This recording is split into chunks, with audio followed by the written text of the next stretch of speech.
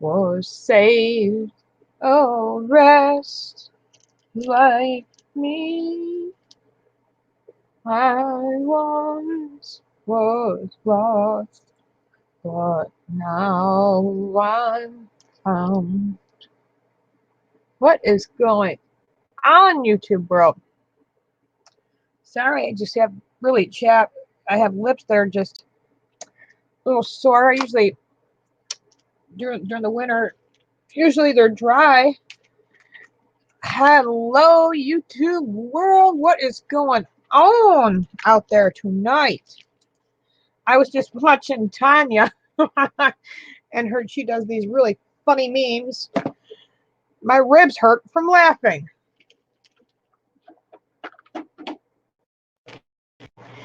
So this is just a test to test the microphone audio.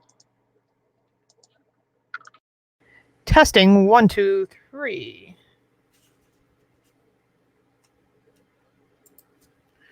Test, test, test, test, test.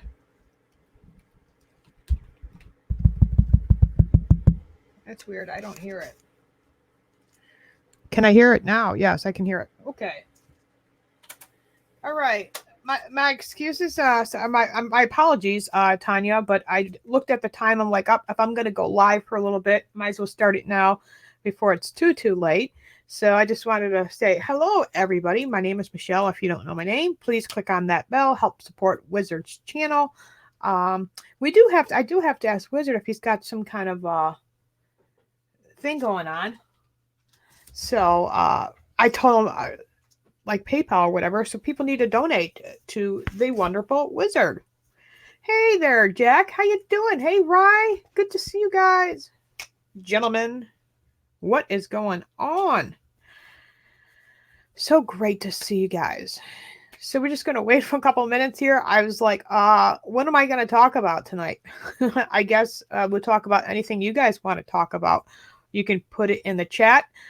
Anything that you saw earlier or anything in the news. I do notice on Twitter, I've been watching videos and stuff like that about China, and it's just ridiculous what's going on there.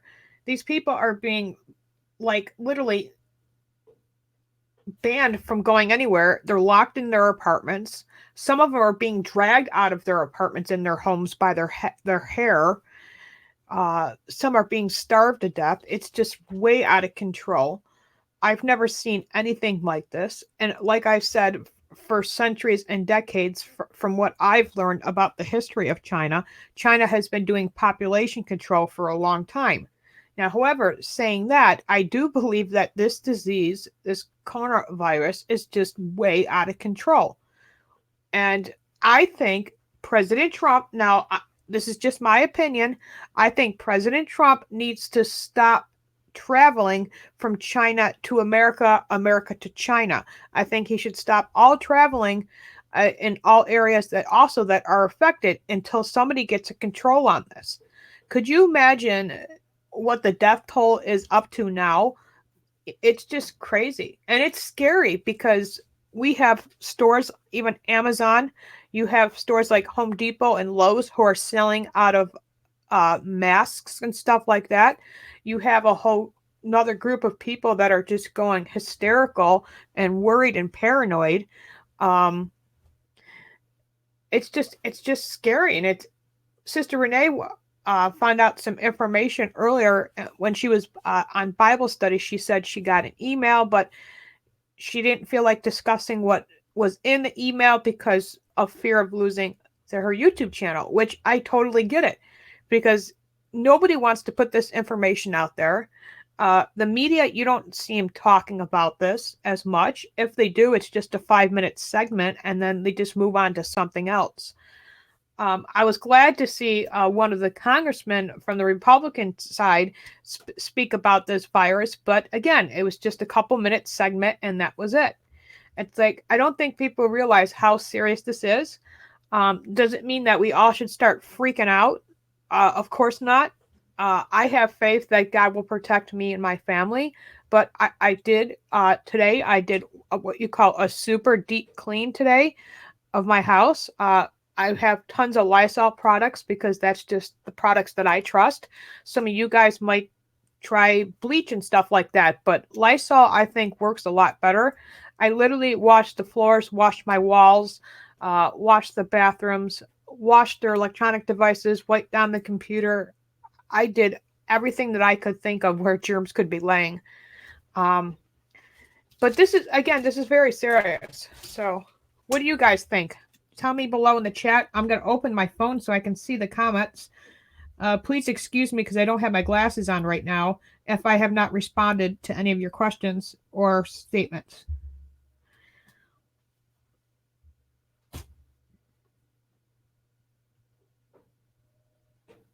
Michelle, remind Wizard he needs to demod me. Oh, I know, Dallas. I already said that on my channel too. I said nobody. And I didn't really see everything was going on until way after, Jack. I literally just read in the chat room what you were talking about earlier, and I'm sorry. I wasn't aware of that. If I would have saw it, I would have called it out. So, but absolutely, people need to stop disrespecting each other. And here's one thing: when I was raised, I always learned that we must always respect our elders. They are much smarter, much wiser than us. They lived a longer life and they've been around the block, much more street smart as well. So I am telling everybody, and this is not my channel, okay? I'm just somebody that's an admin on Wizard's channel, and I know he also does not want people disrespecting one another. So this is my motto. If you can't be kind to one another and you can't respect one another, then you don't belong here. In other words, don't be a dick.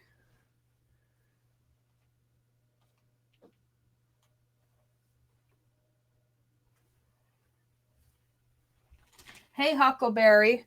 Well, I am going to say it now. I apologize. I didn't mean it to look that way.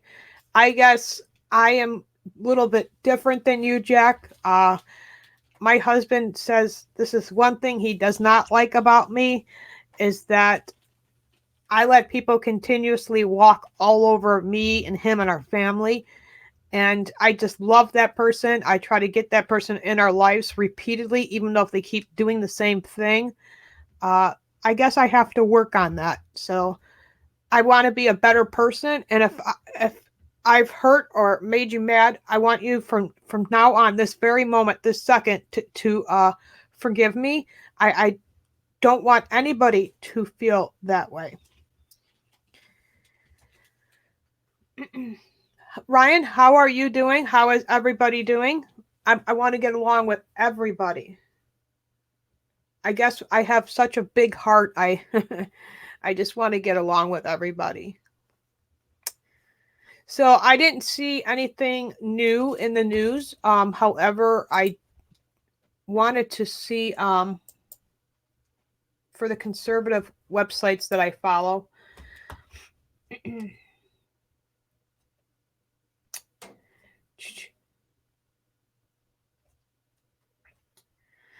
As ICE sends in SWAT teams, LA officials again pander to illegals instead of doing their job.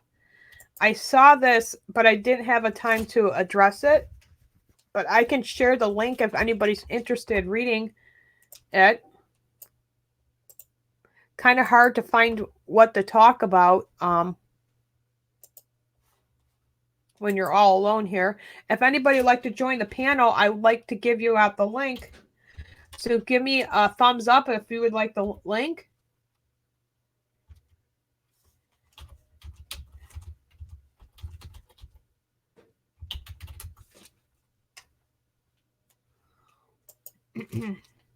Hey, Huckleberry, good to see you.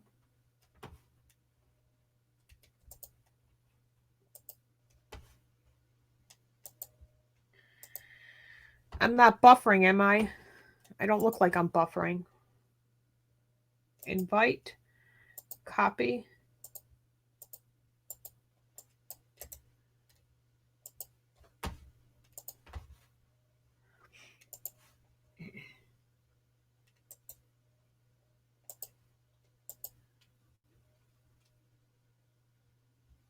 There you go. There's this SteamYards link. So anybody, please join me so I don't look like a fool up here all by myself.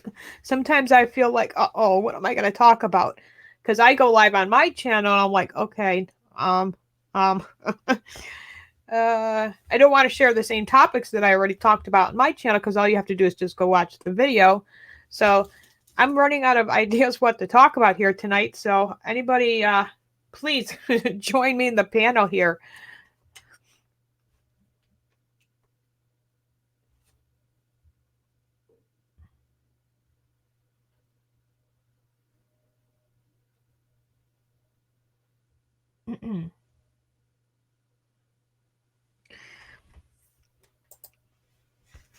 National Border Patrol Council, I guess we can read this. National Border Patrol Council President Brandon Judd had some words for Los Angeles Mayor Eric Garcia, who voted Friday that his city would not cooperate with ICE or participating in immigration enforcement, after the federal government announced that special tactical units called the BORTAC would be deployed to sanctuary jurisdictions,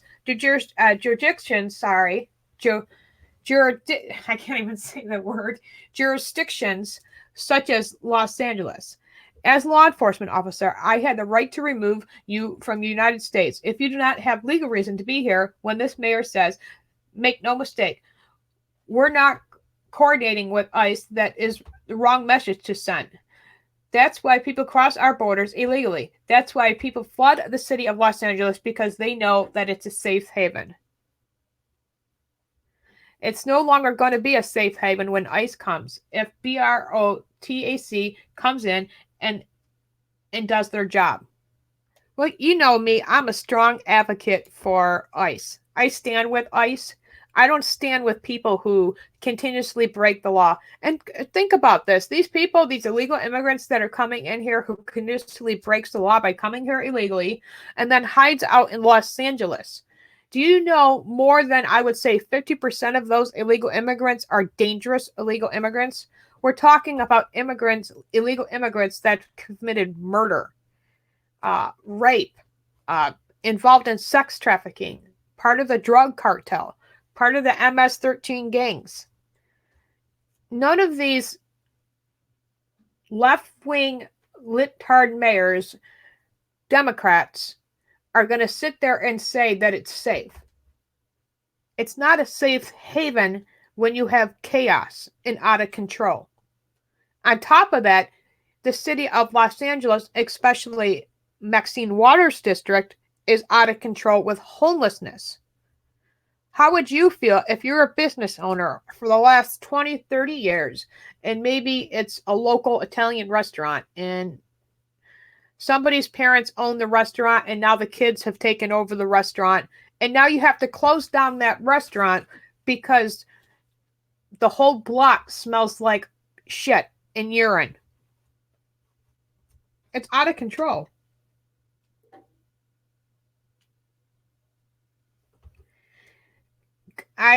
Yes, very true, Dallas. And the true evilness with these Democrats and these, I call libtard liberals, is just coming out of the woodwork.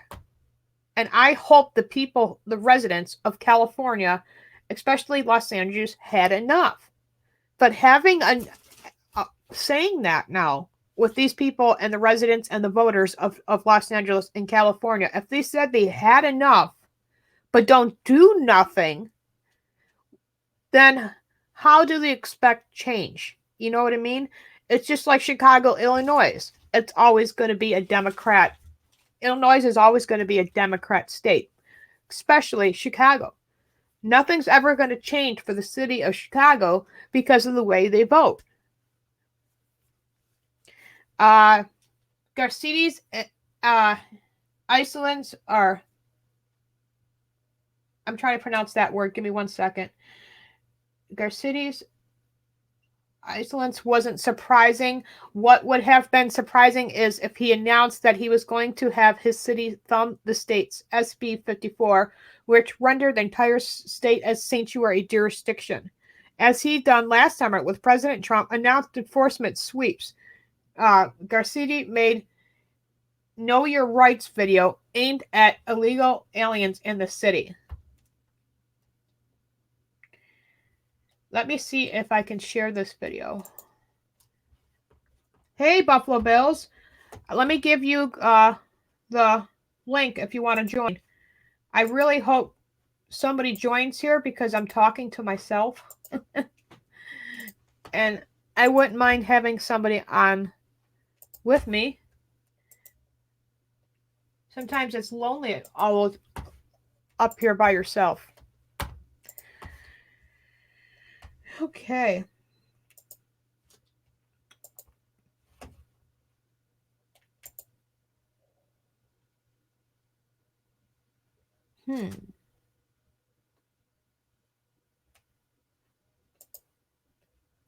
Hold on 1 second. I don't know what just happened. Close that out. Close that out. And try again. Hold on.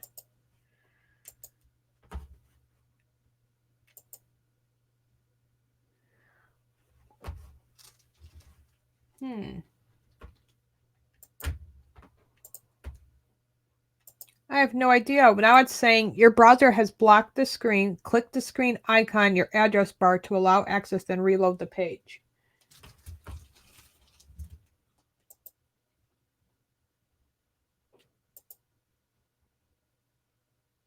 Hold on, guys. I'm just trying to figure this out. I did this yesterday, and I completely forgot how to do it. Where's Wizard when you need him?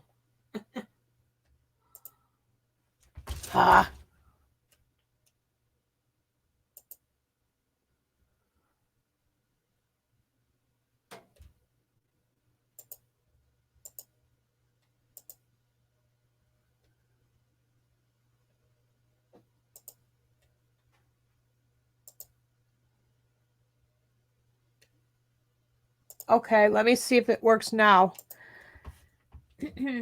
Refresh? Yeah. I don't want to refresh the stream because then I would end the stream. Let me try one more time.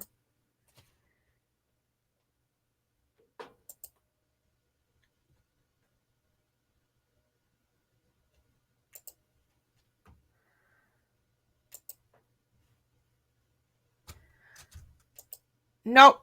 See, it's not going to let me share it. That's weird. Oh, well. Let me share the link and you guys could just watch the video. Or maybe we can hear it. No matter their immigration status, I want every Angelino to know their rights and how to exercise.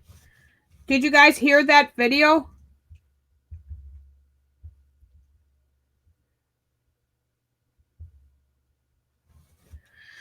I just want to make sure you guys could hear it, and then the audio works? Okay, let's just listen to the audio then. It's only 2 minutes long. Remember, you have the right to remain silent. You don't have to open your doors to an ICE agent that doesn't have a warrant signed by a judge. You have the right to speak to a lawyer before signing any document or speaking to law enforcement. And if you need help finding an attorney, you can call 311 and learn more about our Justice Fund and other resources that offer legal support. And whenever possible, keep a record of everything that happens. Take note of an officer's name and badge number, and when and where you're being questioned, so you can use that information to gain. Most importantly, I want you to know you do not need to be. The city is on your side. And rest assured, here in Los Angeles, we are not coordinated. Our police force does not do the job of federal law enforcement. So I want to reiterate what the mayor just said. The Los Angeles Police Department is not assisting ICE in any way. Not enforcing immigration laws that are civil in nature and fall under the jurisdiction of the federal government. Immigration is a federal matter. Safety is a police matter. Wow. We're not going to mix those two. Everything we do is focused on what's best for the security and safety of all Angelinos. Really? Everything comes first with the safety of certain residents. The safety of the residents. But yet we're going to allow thousands of dangerous illegal immigrants in the vicinities of where you possibly live. They could rob you, rape your girlfriends, steal your kids, and to make them going into sex trafficking. They can get in multiple DWI accidents and kill people, and yet we'll still protect them. That's exactly what they're really saying. I cannot believe a law enforcement officer who takes an oath to protect all people is protecting these criminals.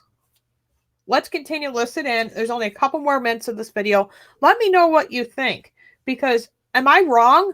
But law enforcement officers have a duty. And these people are here illegally. And last time I checked is when you break the law, you're held accountable in this state.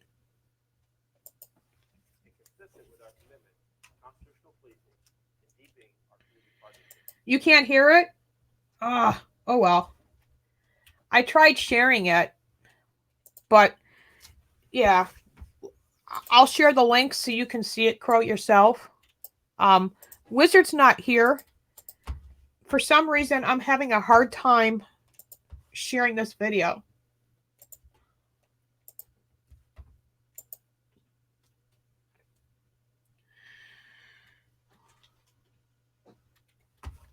Yeah, you don't play that in East Texas. I don't blame you.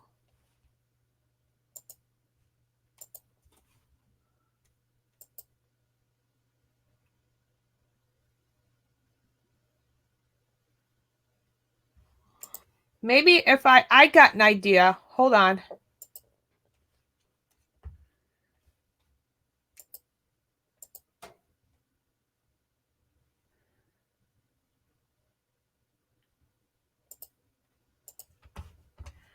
Nope, that didn't work. I got an idea. I'm going to open it on the other one. Hold on. So anyways, guys, I don't know. What have you guys been up to? Anything new? Does anybody need any prayer requests? Because I can pray for you. As you guys know, Wizard's niece, Tiffany, had a miscarriage the other night, and we have to remember her in prayer. As a mom myself who's been through miscarriages, those miscarriages were at a very young stage of my pregnancy. I can't imagine tonight the pain that Wizard's niece is going through. But what I do know is that my God is with her always to help her heal from this pain. So I'm wondering, as Christian to Christian, brother and sister, if we could just pray for her.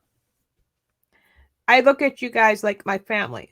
I consider you my brothers and sisters of Christ. I believe God brought us all together for a reason. And I believe during those times when somebody's hurting, or somebody suffered a loss of a loved one, or if someone's just having a bad day, I think if we just if we just ignore it like some people do, then prayers don't get answered. But I truly believe the power of prayer. So when we pray, God's listening and he answers our prayers. So let's think of her tonight. It could be an unspoken prayer also, or you could say it out loud. When you pray, just talk to God like I'm talking to you, and just ask him to comfort her and be with her.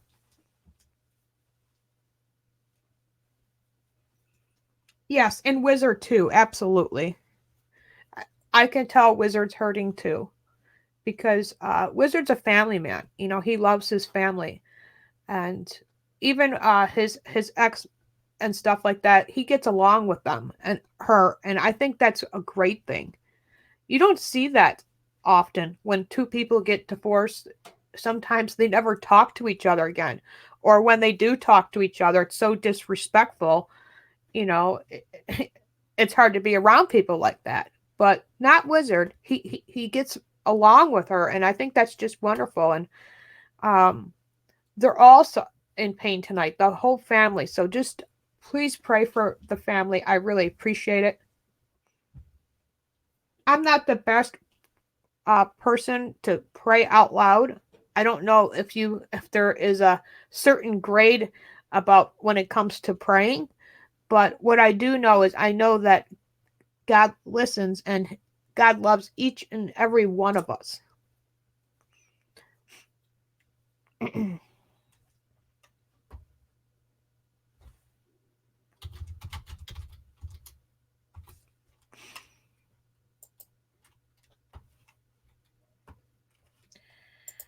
Okay, so hopefully since I opened it on Google, it will play.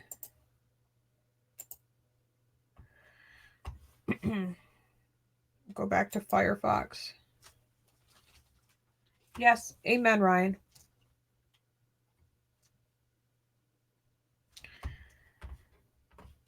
Yeah, Tiffany's baby is with God. Yes, yes, yes. And God is with Tiffany always. He's with each and every one of us. Like I said, if anybody needs any prayer request, let me know. I'll be happy to pray for you.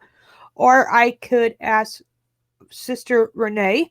She has a Bible study every night at 9 p.m. Her channel is Renee Thomas.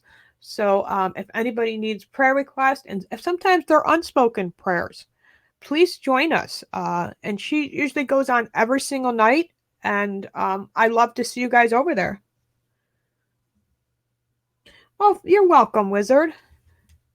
It's good to see you. And if you feel like just hopping on just for a couple minutes, please do. I'm having a little hard time sharing this little video.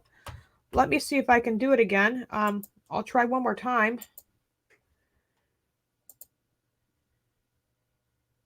Here we go.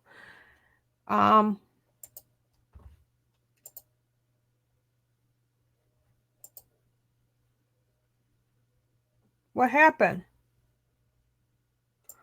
Okay. Am I live? I don't know. I just hit something. Hold on. Okay. I don't know why I did that. Hold on. Wrong one. Let's try again. I know you guys are laughing at me.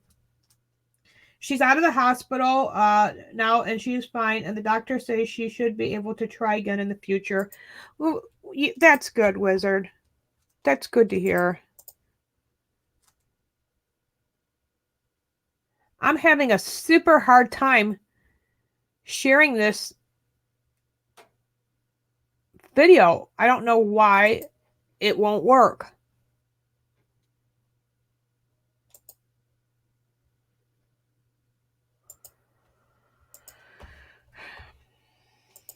I give up. That's like the third time. I thought I had it, and then I don't have it. Of all days, I need Wizard to come on and just share this little video.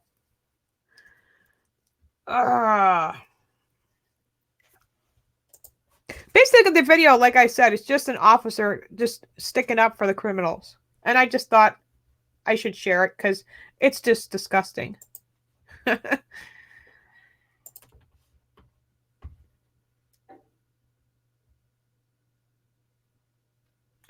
Michelle, I wish I could help, but I have no expert with uploading or sharing videos. Yeah.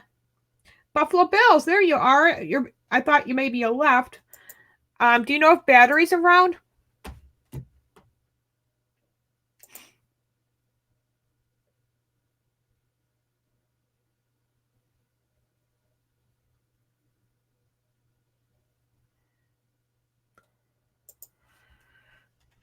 One more time. Nope, it's not working. Oh well.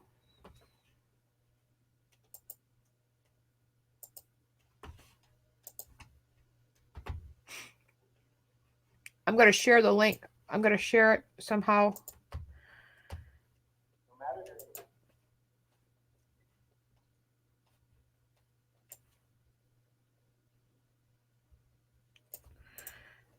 I got the proper link now, so you'll be able to go right to the video.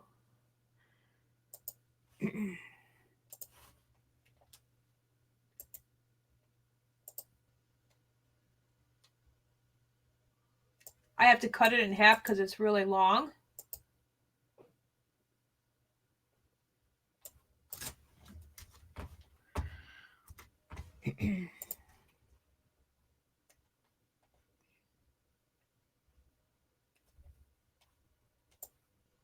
Just hold on a second. Okay. Am I live? What is that? Oh, Hey. Wizard. Hey, Yeah. I just hit something. am I doing that? Is that me? That Okay. hold on, no, it's me. Hold on. There we go. Um, uh, sharing the video. Okay, Yeah.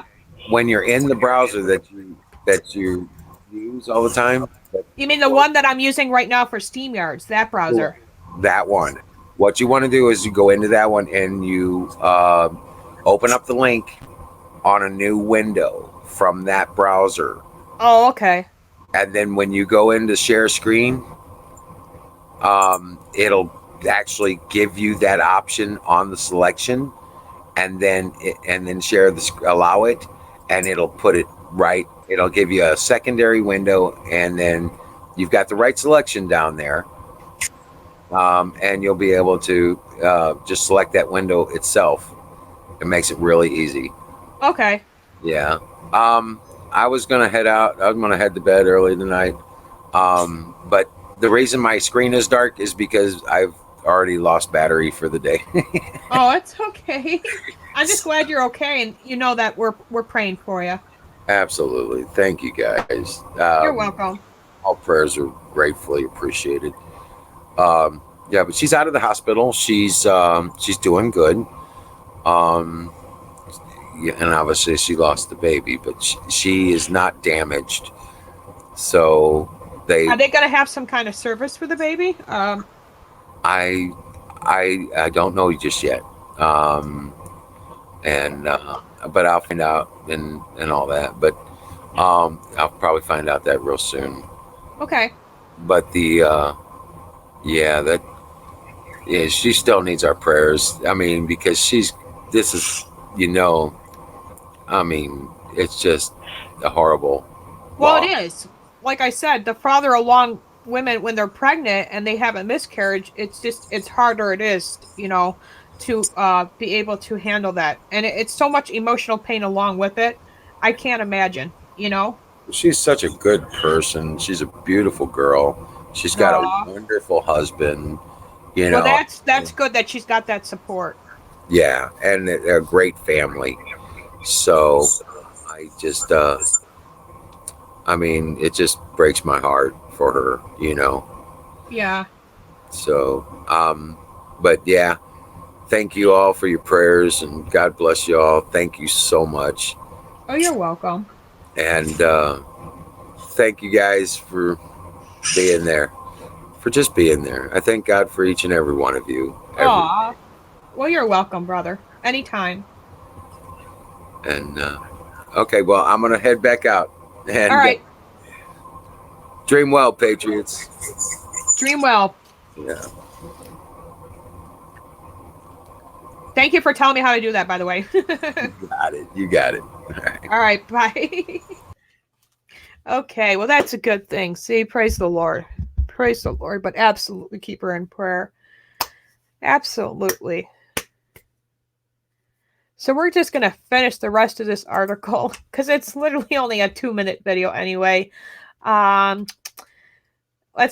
were we? Okay. What about the millions of people in your city who are subject to driving past dangerous homelessness, incompetence? I believe that's the word. Daily.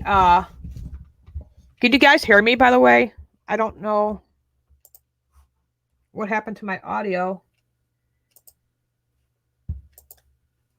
Hello, hello. I guess it's working. All right, maybe I should just turn it up. Today is just an awkward day. I'm having a lot of issues trying to stream. Again, I'm sorry. What about the millions of people in your city who are subject to driving past dangerous homelessness incompetence daily, who can't use public parks, especially with their children? People, even with their children, have said on Twitter and Facebook, especially people who belong to a conservative Facebook page that I've created. Some of them tell me that this park and the dog parks that they all used to go to almost every single day, you can't even do that because they're filled with homeless people.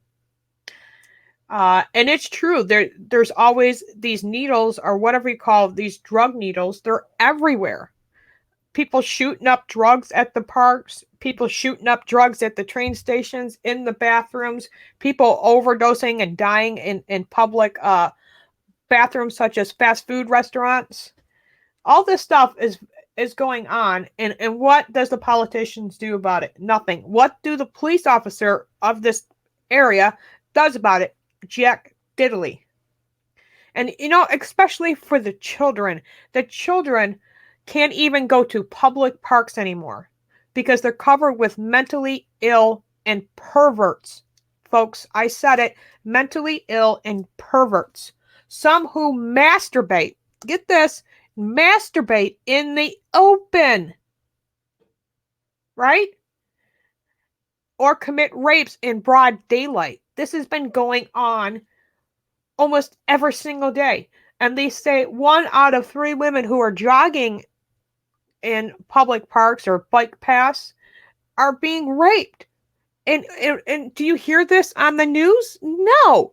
Not even Fox News, Sean Hannity, Tucker Carlson, which makes me mad. They don't even talk about the real serious problem going on in Los Angeles, California. You got San Francisco too. So don't even get me started on that.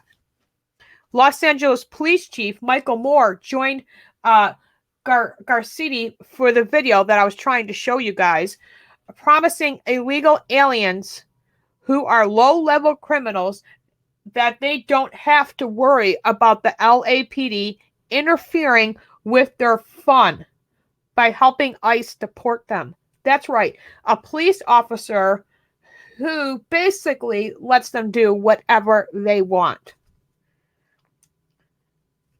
It continues. Listen to these. These are not my words. Our police force does not do the job of federal law enforcement. So I want to reiterate what the mayor just said. The Los Angeles Police Department is not assisting ICE in any way. We will not enforce immigration laws that are civil in nature and that fall under jurisdiction of the federal government. Immigration is a federal matter. Safety is a police matter. And we're not going to mix those two. Wait a minute. So if immigration is a federal matter to this department, police department,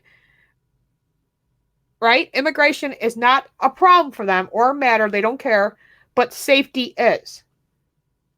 But yet some of these illegal immigrants, you and I know, are very, very dangerous, who bring harm to their community. I just got done telling you people can't even attend public parks because women are being raped open during the day. Women are being raped by these illegal immigrants, and this police officer has the nerve to say safety is a matter. But even if these illegal immigrants are going around raping women, selling drugs, MS-13 gangs, involved in sex trafficking, it's not a matter or concern to them. It continues. Everything we do is focused on what's best in the safety and the security for all. Angela Loyas, Angelenos. Sorry, I can't say that word. And consistent with our commitment to constitutional policing and deepening our community partnerships. Simply put, we're here to protect and serve all the people of Los Angeles, regardless of their immigration status. LA County Sheriff Alex, don't even ask me that last name, statement is just idiotic.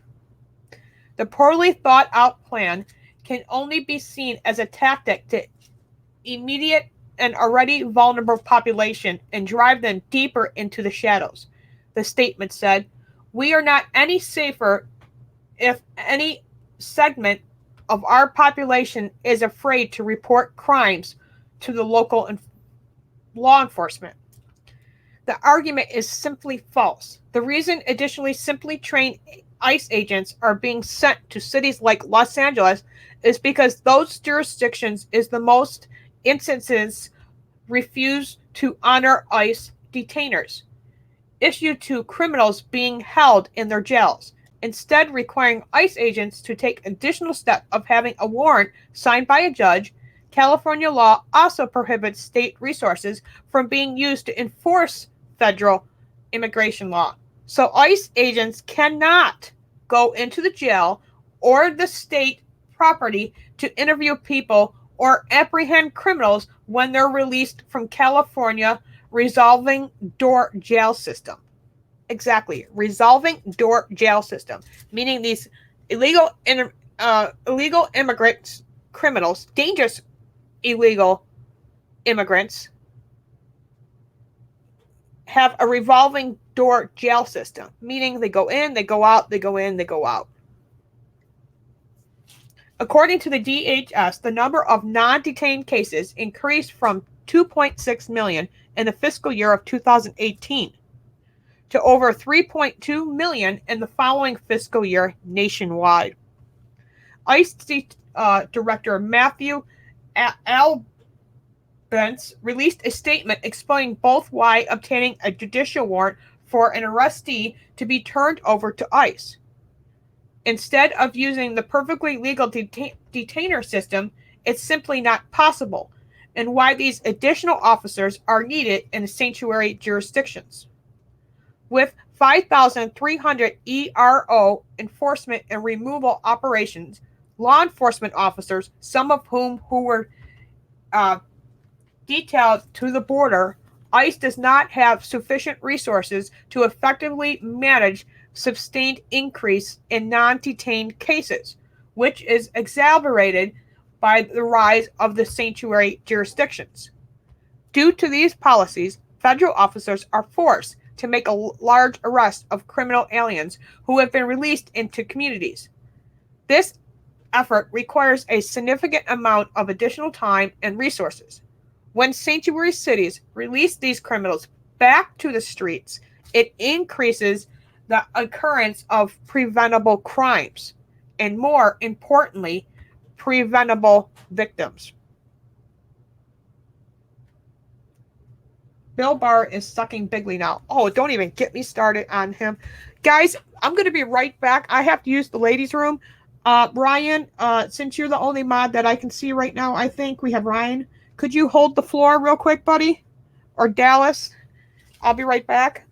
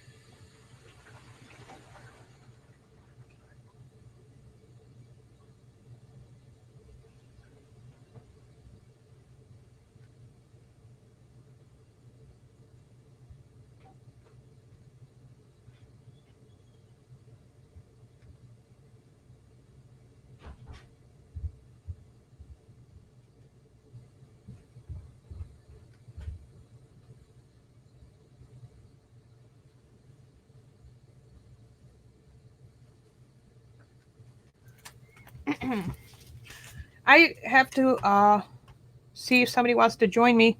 Nobody's here yet? Okay.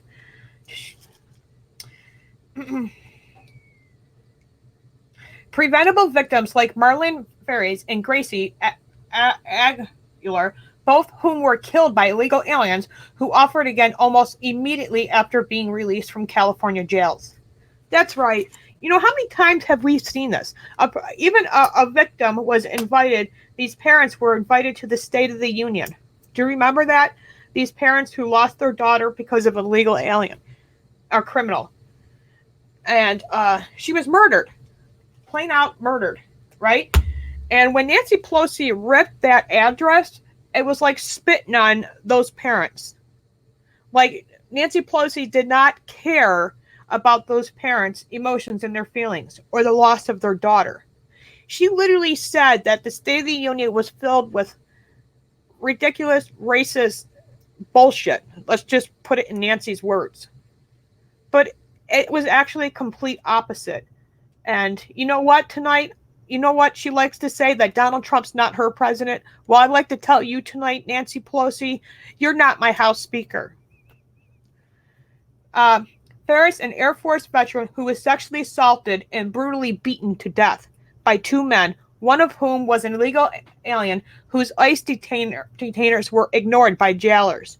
She fought back and had the strength to call 911 after her attackers fled. From the hospital bed, she asked her sister, "Why did they have to beat me?"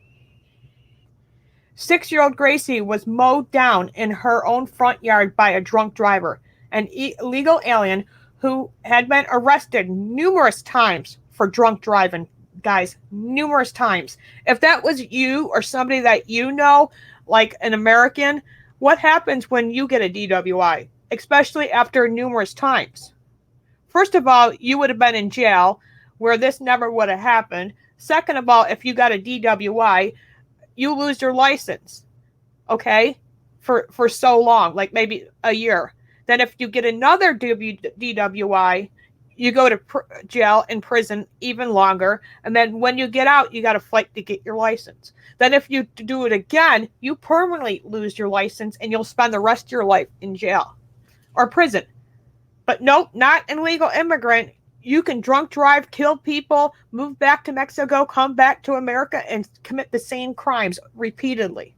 And they will be protected by Los Angeles Police Department and sanctuary cities. That, just saying that tonight, pisses me off.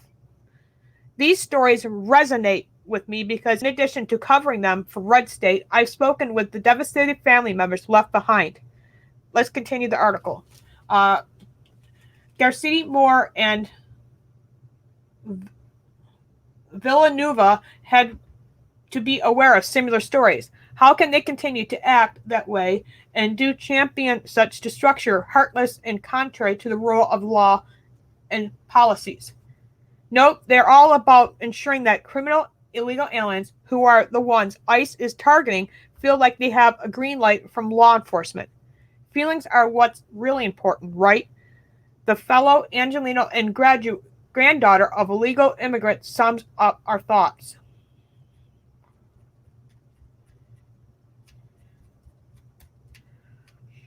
I really wish I could play this for you, but I don't know if it's going to work. So let's see.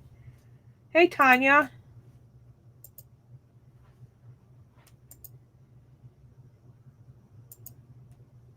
Oh, wow. I think it's going to work.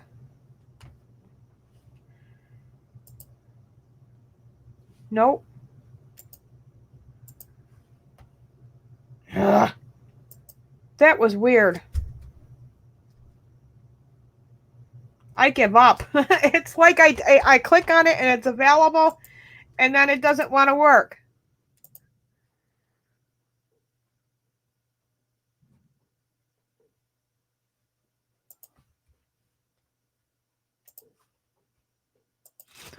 You guys have got to be laughing at me.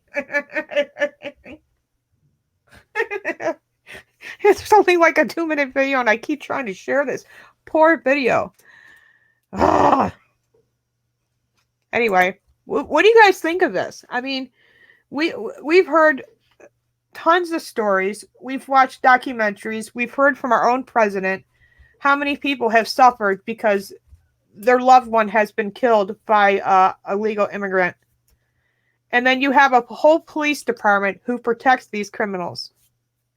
If that was an American, like I said, getting those DWIs, they would have been in prison right away.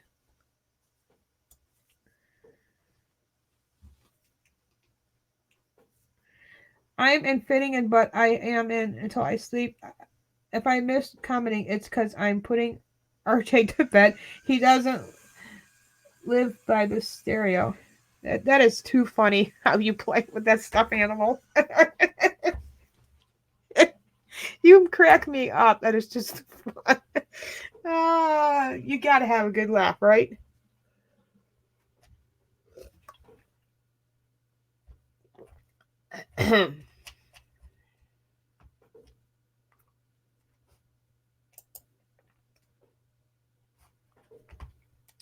California hits back, and Trump threatens to dump the immigrants in sanctuary cities.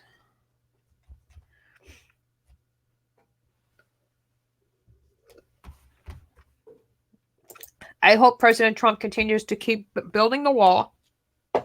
I hope these idiots and these people who hold these positions in law enforcement lose their jobs. And finally, Los Angeles can start seeing change.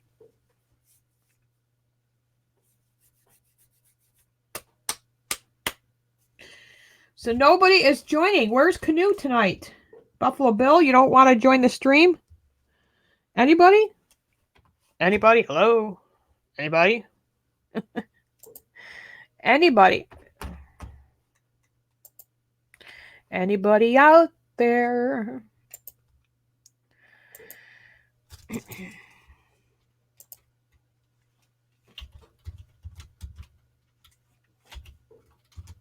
Any new NRA news? Always important to keep that updated. I was reading an article, I think you guys were here, or was it on my channel, where I talked about the state of California, and I've said this, I think, to Canoes the other night, how the California does complete background checks for ammo. I hope to meet Romney in private sometime. Right? What would you tell him? And can't make it violent, because no need for violence. But what would you tell him? If you had that opportunity, what would you tell him?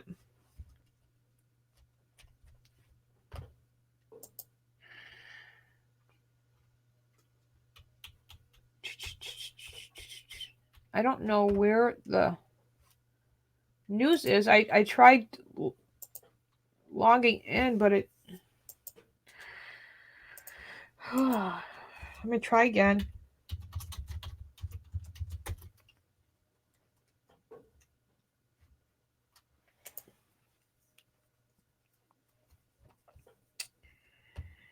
You guys all know about Pete Buttplug, Pete Buttigieg, right? What he wants to do with the guns. And they say that, oh, he's a veteran.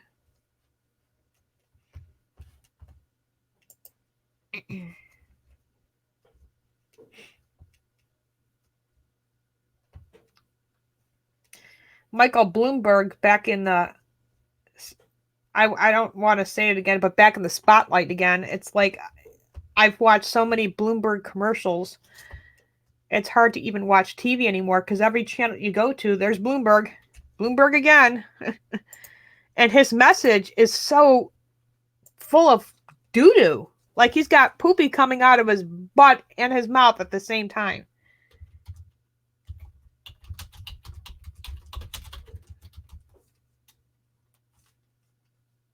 Huckleberry is lurking. Oh, Huckleberry. Huckleberry, Huckleberry, what are you doing?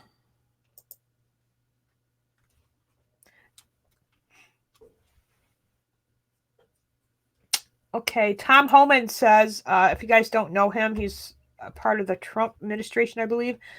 Let me see if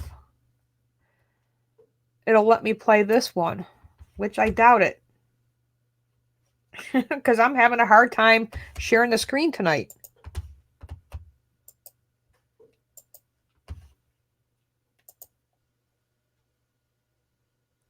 Why does it not want me to...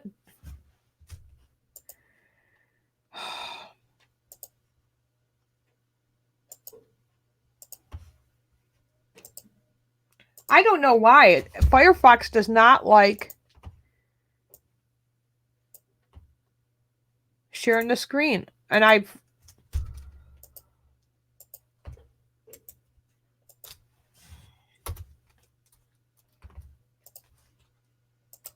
feel so embarrassed, guys, because remember I was doing it fine the other day, right? I was doing it fine the other day. But it won't let me do it.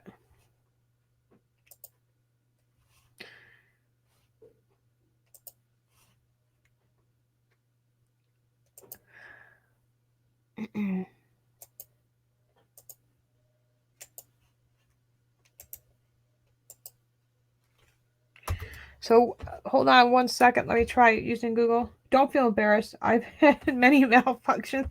Yeah, this is totally malfunction big time tonight. Like I said, I've done it plenty of times. I don't get it why it's not working. And I did exactly what he told me to do.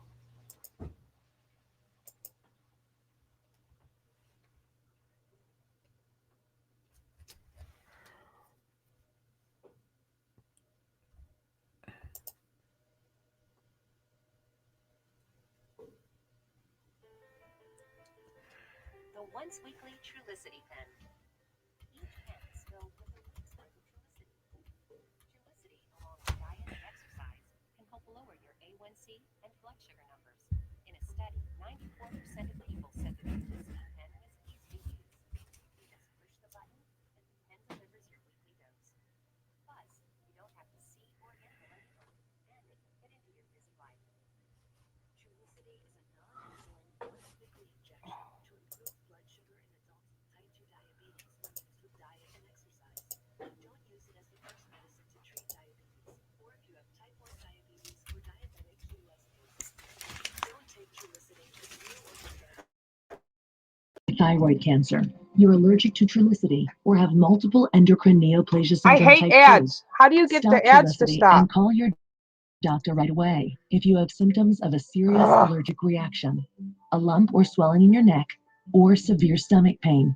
I'm going to X Serious out side of this. effects may include This is not pancreatitis. supposed to be Taking playing right Trulicity now. with a sulfonylurea or insulin increases your low blood sugar risk. Common side effects include nausea, diarrhea, vomiting, abdominal pain, and decreased appetite. These can lead to dehydration, which may worsen kidney problems. Ask your doctor if Trulicity is right for you.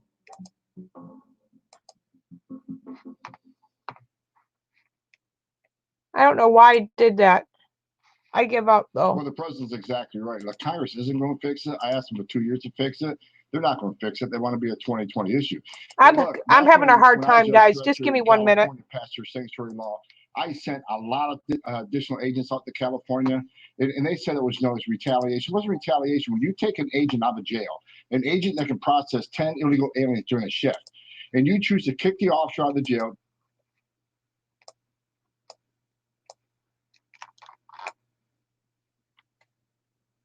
Ads suck. Well, the president's exactly. Okay, let me try it one more time.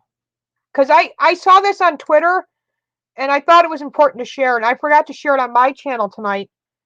The problem is I'm going back and forth between Firefox and Google, and it's confusing me, so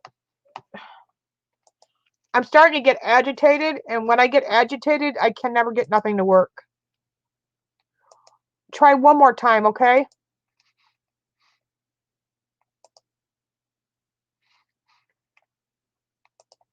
I'm so sorry, guys. This is so embarrassing.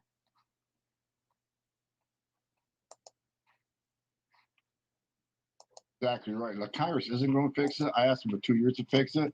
They're not going to fix it. They want to be a 2020 issue. But look, back when I was judge director in California, passed their sanctuary law, I sent a lot of additional agents out to California, and they said it was known as retaliation. It wasn't retaliation. When you take an agent out of jail, an agent that can process 10 illegal aliens during a shift, and you choose to kick the officer out of the jail, then release those 10 illegal aliens, It takes a whole fusion of operations team to find this person on his turf who has access to know who knows what weapons, cover the back door, cover the front door, make an entry team. So it takes a hell of a lot more agents. So I'm glad the president's doing this. I did it back when I was ICE director and I didn't have Border Patrol assets available. So I had to rob Peter and pay Paul to take agents from other cities. This is a great idea. This will help arrest those public safety threats and take them off our streets. Tom, does it send a message south of the border?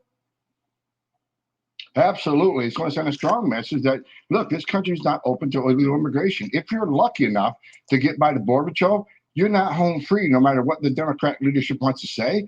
You can go to so-called sanctuary cities. There's no sanctuary. ICE is not going to allow sanctuary, either is the Border Patrol. Sorry about that, guys. I apologize, but wow, you heard it from yourself. Now, hold on. Why is it doing this? Cases. I'm Paul Stevens, Fox News. Mainland China reporting a slight uptick. Why is it doing that? Okay. There you go. I am just like all over the place tonight. You guys got to be really laughing at me. Oh, where are the trolls? They're probably all giggling at me. I'm going to put my glasses on because now I'm embarrassed.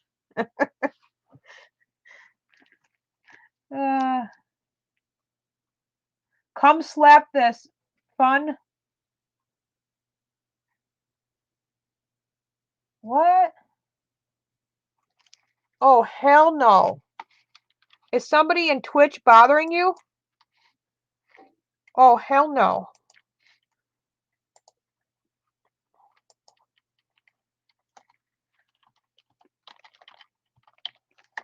See, that's the thing. I just saw it pop in on the. Are you guys seeing this, or am I only seeing it? I don't know if is this streaming on Twitch? Yep, it is. Okay, hold on. Is anybody over here? Because if I log on, I can't see the comments. But I'll keep it. Tell me when he's on, and then I'll log in, and then I'll block. Here's the thing. Whoever that just was, he's a coward. You're a coward.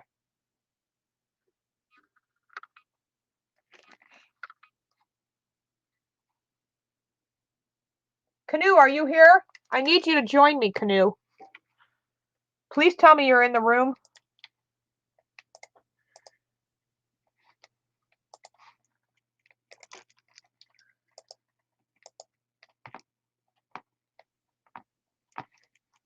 Canoe, get your tush over here. Yeah, I know. Probably a kid, nothing better to do. Lives home with his mommy. He's probably 25 years old, and his mommy folds his clothes for him, and his mommy gives him bubble baths, and his mommy dresses him and ties his shoes for him. Probably all that stuff. Huh? Am I right? Well, I'd say to that person, I don't know his name, but like my president would say, go home to mommy. Bye-bye. Go home to mama. Haters are going to hate. You know, I've come to realize why people hate President Trump.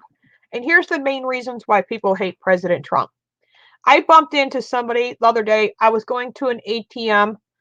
I had to withdraw money to put in the bank because my daughter Sarah decided to order something online, and I had to make sure that the money was there. And it's her savings account, but I have full access to it, the kids' account, where I make sure stuff is paid, such as their phone cards and that, because it is their money, but they have no control over the bank. But anywho, I went to the bank account. I had to make sure I deposited $20 into their account. And as I was waiting, there was this guy. He looked right at me and he said, F Trump. And I'm like, okay. I said, sir, let me finish up here and I want you to tell me why you said F Trump. oh, because he said that he was going to grab women by the pussy and all this other stuff. And he goes, all the stuff that he's done with cheating in the 2016 election. And then he goes with this Russia stuff. And I said, you do know that was a Russia hoax and none of that was true. And I said, secondly, do you know that Obama administration illegally spied on duly elected President Trump and signed off with the FISA warrant? I said, all of those things are being investigated by the Attorney General. And I said, third of all, Donald Trump was acquitted. Okay, he committed no crime. There was no quid pro quo. And then he kept saying the same thing. He said, fuck Trump and fuck you. Right? By this time, I was outside of the bank because I didn't want the whole bank to hear the conversation. And I took the conversation outside and I just told the guy, I said, can you just stop repeating yourself because you sound like a broken record? I said, let me talk here for a couple minutes. I can guarantee you why you hate President Trump. I said, I can take a look at you, which I know who you are because I've seen you at other places around town, like the grocery store. In fact, I remember seeing you over a month ago, and when you tried to purchase groceries, they rejected your food stamp card. And you got all pissed and you walked out uh, all huffing and puffing. I said, let me get this right. You probably blame President Trump because he's not putting food on your table, right? Guy didn't even answer me. He just got on his bike and he stormed off. As soon as I said that, he stormed off and took off. That being said, that's why a lot of people who no longer can abuse the government, like decades before when Obama was president, they abused the government. They've got food stamps and every other government program known to man. When they're fully capable of working, they got 2 hands and 2 feet. He seemed to be perfectly healthy, other than act like an idiot. But yeah, that's why people hate President Trump. And I won't say a lot of people, but a big majority hate President Trump because he's not personally doing anything for them. It's like, well, first of all, whose job is it for you to take care of your family? It's your job, not President Trump's job. Whose job is it to make sure that there's food on the table and the bills are paid and you have extra money just in case for a rainy day? Certainly it's not President Trump's job, it's your job.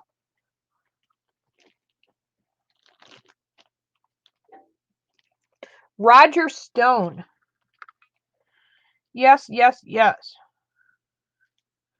I only got 1 thumbs up over here? Really? I gotta refresh. We got three thumbs down already. So this is what I say to the people when they do that to my channel. I always say, well, instead of doing that, come on into the chat publicly and tell me why you hit thumbs down. If you don't show up in the chat in the next 5 minutes, we and I know, and everyone in here knows you're a coward. I always invite people on my channel and everyone is welcome here, you know? But like I said, haters are gonna hate, trolls are gonna troll.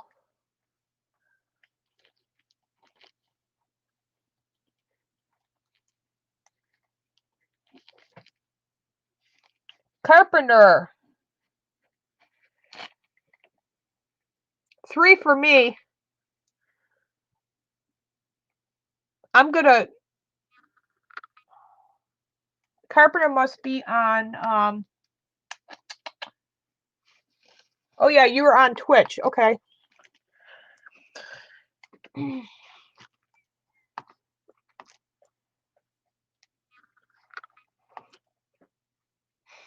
I didn't see anything new for President Trump on Twitter.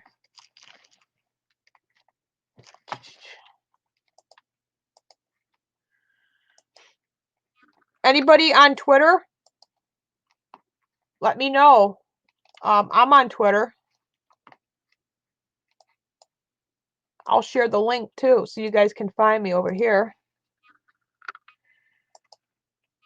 Yep, Roger Stone is innocent. That's right. Roger Stone is innocent. And if Donald Trump wants to talk about it, he can talk about it. I'm just as agitated right now with Attorney William Barr as much as you are. I feel William Barr is not doing his job enough. I feel like people like James Comey should already be in prison. McCabe lied to the FBI and Congress, both, and he got to walk away scot-free. Now, some people, hold on, some people are claiming that William Barr is secretly going to go after these people. Okay, I'll give you the benefit of doubt. But that was said months ago. What is still going on? How come these people who undermined the duly elected president at the time, and then when he was president, committed numerous crimes? Then on top of that, you have certain Democrats, which we know by the name of Jerry Nadler and Adam Schiff, who continuously leak to the media. We know that the FBI was informed before the FBI was going to serve that warrant, that house warrant, to Roger Stone. No way CNN was just driving around the neighborhood that morning. And it was real early in the morning, right? It was like kind of like the middle of the night, rather. No way that CNN news crew was in the area. What happened was, I guarantee it, Adam Schiff or Jerry Nadler, one of those two idiots, leaked it to the media and let them know that Roger Stone was about to go under a warrant. You saw the video. I saw the video. They charged in there with guns like Roger Stone was the biggest threat known to man, when very damn well the FBI, ATF, or whoever, CIA, I don't care, whoever, they all knew that Roger Stone did not own any guns. But yet they went in there guns blazing like he was the biggest threat. My question to you is, how did CNN know about it? They literally lied and said that they were in the neighborhood. They weren't in the neighborhood. What happened was Adam Schiff or Jerry Nadler told them what was going down. Period. And now the four prosecutors that were trying to go after Roger Stone and give him, what, 9 years in prison? The guy's already in his late, 70s? That's ridiculous. And second of all, they're charging him with the crime that never happened, never existed. There was no Russia hoax. So I want to know what the DOJ, Department of Justice, is going to do to help people like Roger Stone. And then you got Michael Flynn. Same thing. CNN took that info, which illegally, and filmed the FBI raid, which is a tip for the CNN crime. Also, it's a crime that they knew that it was filmed, because filming an FBI raid before the raid can tip off. What's up, Bruce? I would say disproportionately punished. Bill Barr did appoint judges to the immigration centers. Yeah, I'm not saying I hate William Barr. Let me put my microphone back on, because my husband, I think I woke him up. And I always can tell when he walks around the house late at night, because he sounds like an elephant walking around. And like, you gotta walk that loud? I'm like, my son does the same thing. When he walks, he pounds his feet to the floor. Hold on, guys.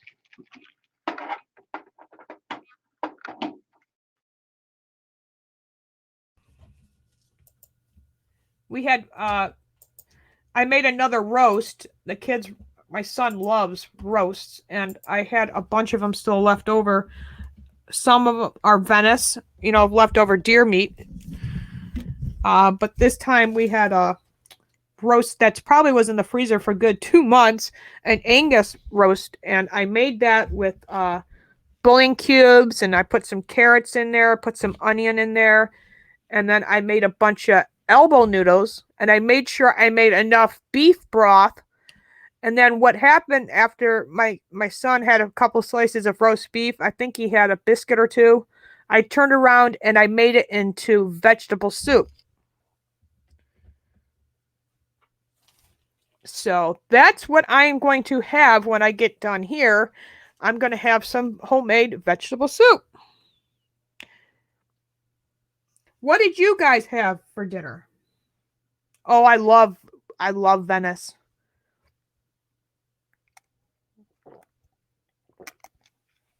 Unfortunately, the reason why I didn't make a Venice roast tonight, I don't have that spice that I normally use. It's made by Goya, Goya, and it's got the green top to it.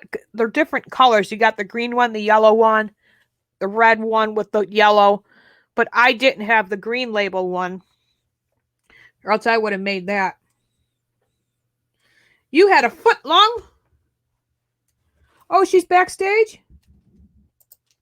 Hey, girlfriend. Hey, I'm not going to say too much because it's your turn. No. Please, I've been talking too much. Look, you're sideways. Totally. Am I sideways? Yeah. Hi, beautiful. I'm not sideways on mine. Huh, but you're sideways here. That's weird. Let me see. I don't know if there's a way to fix it or... Am I sideways on other people? No, you're just sideways on screen, but if I look on YouTube, you're fine. So you're good. That's crazy.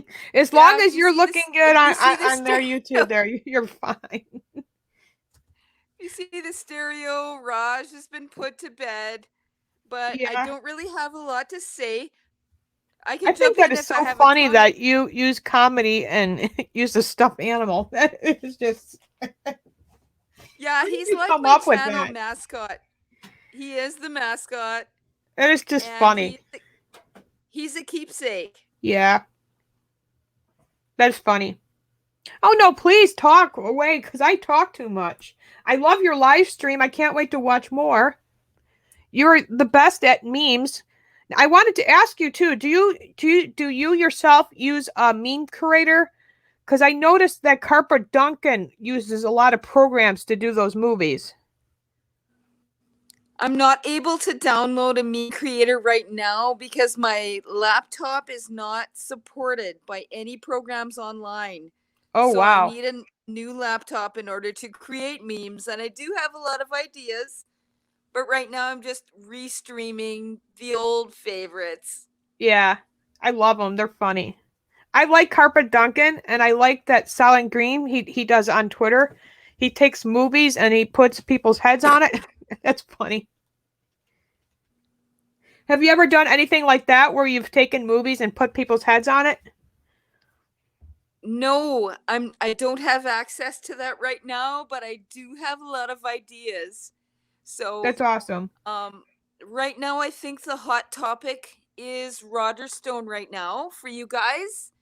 Yeah. You do have Donald Trump, which is the only non-globalist leader in the world.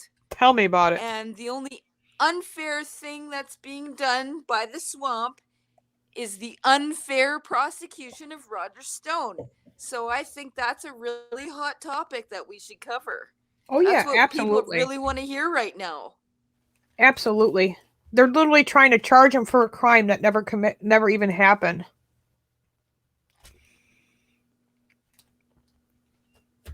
And then you got people like McCabe and the rest of them who lied to FBI and Congress, and they get away with it. And that's why a lot of people are angry. Yes, there are so many deserving people that should be locked up for their behavior. Oh yeah. And Roger Stone did very minimal and zero illegal content for talking about stuff that was declassified, not Yep. illegal in any way, and they have nothing on him, and he needs to be pardoned. That's Absolutely. absolutely right. Now in Canada, do you guys like Trump or do they hate Trump in Canada? Actually, that's a funny story. I support Trump, and most of my friends do, but there are even conservative people that are anti Trump, and I don't talk to them very much, but I do believe it's because they are jealous. Ah, yeah. They, they are jealous of the prosperity while Canada is in ruins because of this libtard. So I noticed even a lot of conservatives are anti Trump, but I do believe that it's only just jealousy. Yeah. I I haven't gotten their standpoint because I don't really hang around those people. yeah. I support Trump, and anyone I talk to supports Trump. Okay. Oh, that's awesome. He's not even a politician. And everybody's got to remember, I think this is the first election that God ever intervened. I really do. And he's a wonderful person. He does so much, and here's the thing, Justin Trudeau, your prime minister, cannot stand people like I or President Trump. Yes, and he is actively working towards silencing anyone on the media who doesn't have a media license. And That's that crazy. license is only able to be acquired if you agree with their narrative. Isn't that something? That's just crazy. Don't you guys have First Faith Amendment rights just Goldie like is we being do? sued. Yes, Faith Goldie is being sued as relevant of Rebel Media has been brutally interrogated, and there is an active resistance against anyone speaking out. And we are not allowed to speak out without a journalism license. So if Hmm. you are not approved by the government, you are legally allowed to be deleted and banned. Wow. That is what is Hey, being you put in guys, place right now. Roger Stone was gotten on process crimes. It's all a fucking hoax. Jesus Christ, that's enough. I don't know who this fucking guy in here, this 866 level. It's got to be a level playing field and, rule of law bullshit.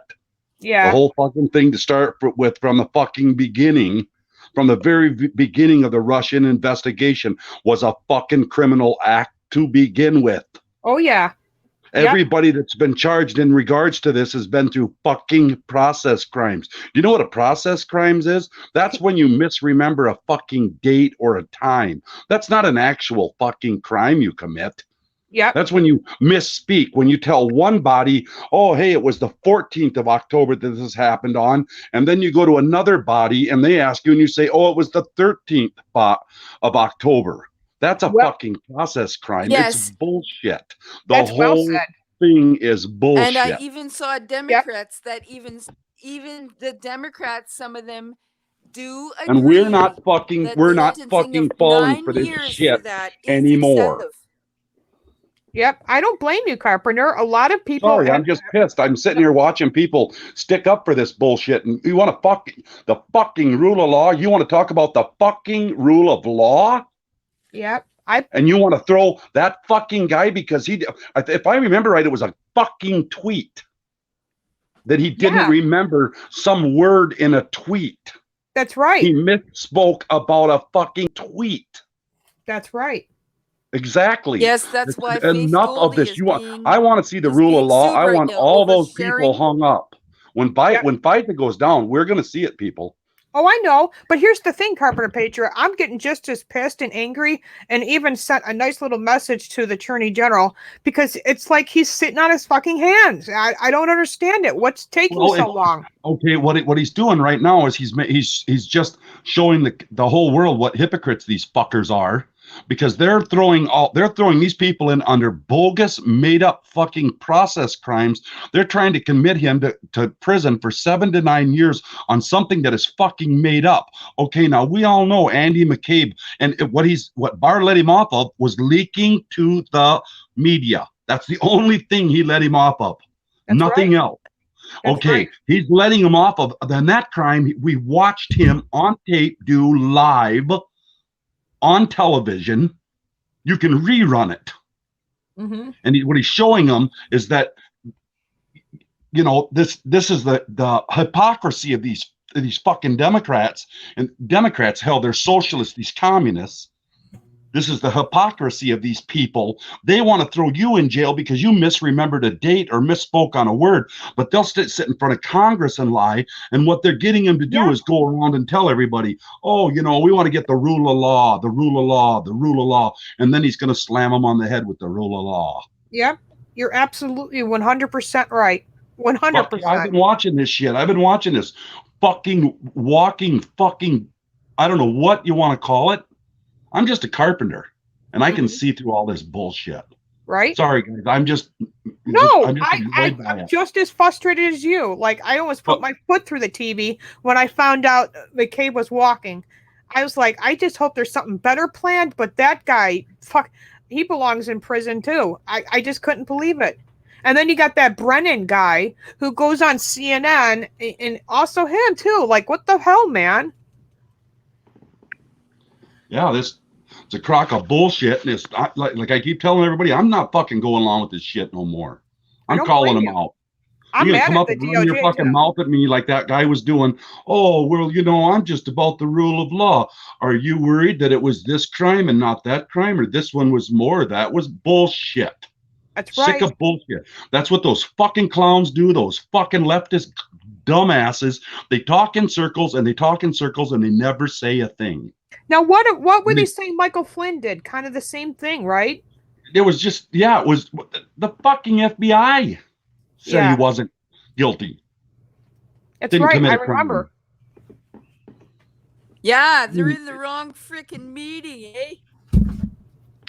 Yeah. Now come to find out in the Roger Flynn case, one of the people, actually, I think if I'm not mistaken, it was the foreman on the jury, was a fucking big leftist lunatic posting anti-hate Trump shit all over on their Facebook page. Part of it. They're supposed to investigate that before you pick jury. Now. Yep. The jury itself is being proven to be part of this bullshit. Yep. And when you're a jury, they look at that stuff before they even select you. Yep. Yeah, these people aren't opening their eyes and they're not looking at what's real. Yep. I love it that you say it like it is. I don't mean to swear like I do, you guys. That's the construction worker in me coming out. I poured concrete for a living. That's how we talk. I'm married to a truck driver. So okay, so I don't mean I hope my language don't bother anybody. No, it's all right. It's frustrating because I also hold the DOJ responsible. I know Trump trusts them a little bit there, but how can you? I mean, they've been going back for years. Let's go back to Benghazi, Libya. I mean, same thing. It's like, what the hell? Well, Barr just appointed some outside guy to look at the FBI's handling of this shit. I did hear that. I did see that. Because they can't police themselves. It's Ray is it's obvious. So you think we should be patient with Barr? Give him some more time?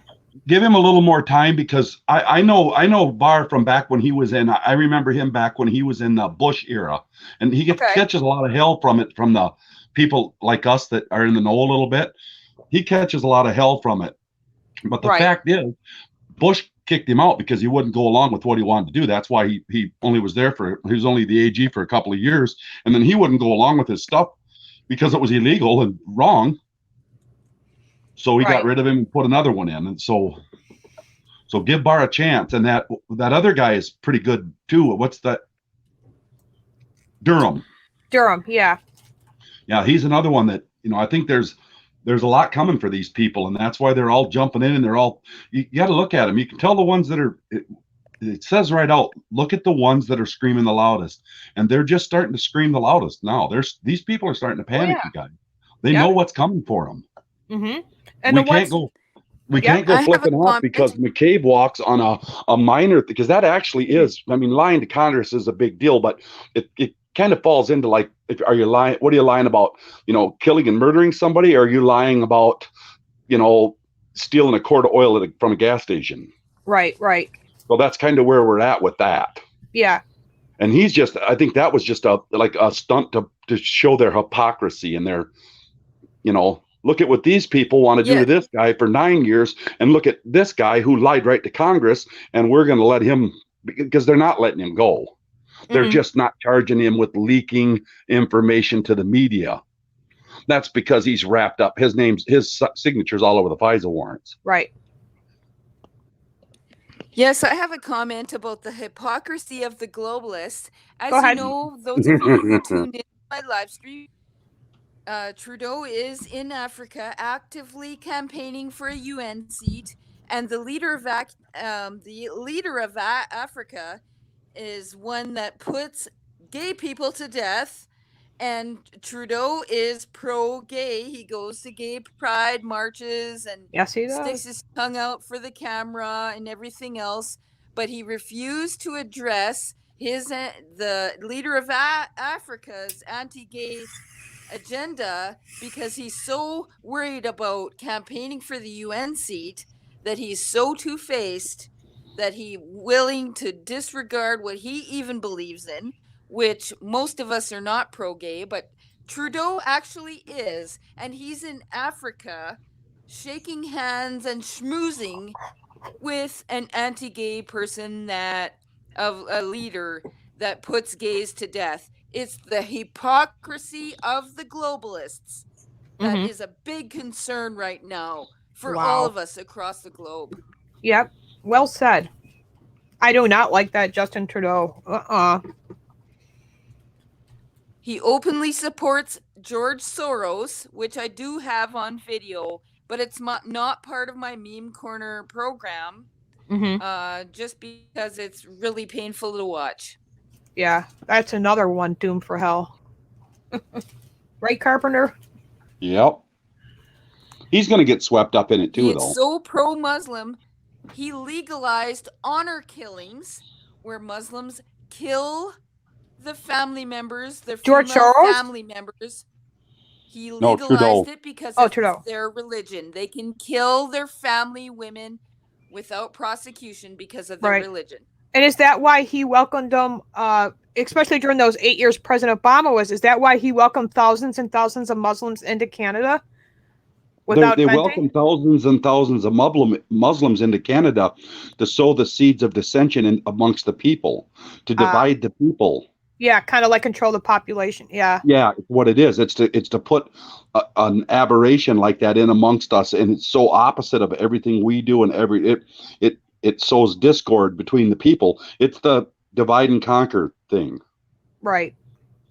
And we are looking to become the 51st where I live, according to the meme I played. That is very hilarious. And we're going to make Alberta great again, and the States is going to wear Alberta like a little MAGA hat. I thought that was so funny and cool. Yeah, that was kind of cool. It's coming everywhere, Tanya. Trudeau it's the Canadian people aren't going to stand for this shit. Yeah. Do you think that the people don't know that the Canadian people's elections have been rigged and through voter fraud and the whole 9 yards up there too? Everybody knows it. See, I didn't realize until just recently that you guys do in Canada have voter fraud and problems with that. I didn't realize absolutely. That. It's how they've gotten in. It's how they took control of California. It's how they took control of Canada. It's how they took control of our government with Obama. Absolutely. Illegals were sent voting cards as well as dead people. Absolutely. That's part of the rigged election. Wow. Crazy. What do you guys think? Go ahead. There's no way for us to clean this up in our country. It's impossible for us to clean this up in our country without, like it already has gone through the Saudis, Saudi Arabia, like it's going through Iran, like it's going through Korea, like it's going through Japan, like it's going through the Five Eyes, Britain, Australia. It's impossible. The corruption is so embedded and so everywhere that it's impossible to clean this country up without the other ones are going to get swept into it too. They're going to be exposed too. Yeah. It's global corruption that's being exposed. We pay attention to what's in our country. Tanya pays attention to what's in her country. That only makes sense. But in reality, it's global. It's all over the world, and it's being swept up everywhere. Oh, yeah. Yep. I could see one time having a president with one world order, kind of like what the father, George Bush, wanted. Yeah. Yeah. And that's scary in itself to think about. What do you guys think about this China stuff? Not to jump ship or topic, but what do you think about this China stuff? Do you think that this, that's cute. What do you think about that virus? Do you think it was released on purpose? Yeah, I do, but one of the things with that virus that concerns Yes, I me. have video evidence that it has proven to be man-made, and the RNA, DNA sequencing has been proved by scientists that shows the insertion point in the DNA and RNA of the virus. And David Knight, the thing I showed of a video that's now been deleted shows there is an obvious insertion point in the DNA RNA structure of being a man-made virus. Now, they probably didn't want to release it as soon as they did. It got released by accident, but it was absolutely man-made, and it's been proven. Yeah. Well, see, I look at it like this, you guys. China's crumbling, you guys. They're losing their strength. They're crumbling. And you just got to ask yourself a question. How do you get 50 million people to stop protesting? I have another comment to make on that standpoint. That's a good question. Yeah, well, you release a virus and get them off the streets. You make them scared to go out into the public, and that's what you would do. Well, and a lot of the information we're getting there is like from that, what is that, OHC or whatever, that World Health Organization, WHO, WHO, CDC, all of these places are globalist controlled areas. Oh yeah, so they're not telling us what's really going on. Absolutely. Yeah, we're getting, and I mean, it could be worse, but chances are it isn't as bad. I mean, I would lean towards it isn't as bad than it is worse. The Hong Kong protests against the socialist and social scores of the Chinese government that was controlling Hong Kong. Yeah. They had massive protests in the streets, and now the streets are empty because of the coronavirus. I don't think that's a coincidence, and I've been sharing that information. Oh, absolutely. You know, I never thought about that. You're right. It's kind of simmered down, or if not, it just stopped all of a sudden. Protests have I never thought of that. I'll bring up another one, you guys. SARS, the bird flu, and on. They go back. The West Nile virus. What's this new one called? The coronavirus or whatever? Yeah, and but I remember when it was the bird flu, or it was the SARS, or it was the West Nile virus. There's a long list of them that go back. They keep doing this. Right. And the key to these globalists is they don't have the power that they say they have. The only way they can control us is if we're scared. Not saying that people aren't going to get hurt by some of their actions. Certainly we are. But if we get scared of these people and we panic about it, we lose. That's right. So we can't panic. You take your vitamins, you do your health, you do what you can do. Yes. And you all that, but don't be afraid of these people because they don't have the power that they think they have. Well said. Thank you. I was exactly the same thing because me and my husband too, we're not panicking. We did buy some extra cleaning products like Lysol and stuff, but we do that anyways because, we don't want our kids getting the flu or germs from school, whatever is going around at that time. But some of these people are panicking where they're buying all these masks and all this survival stuff and stuff like that. And I'm like, if something like that would happen and go big, it's going to happen. And it's none of the stuff that you have is going to save anything. You know what I mean? Yeah, that mask isn't even if you wear a mask, the virus is known to be able to get in through your eyes and your ears, even if you do wear a mask. Yes. That's been documented as well. Yep. The eyes are the main entrance point. All these people wasting all this money, and believe you me, the people who make these masks raise the prices, and the people who are buying them by the mass quantities look like idiots.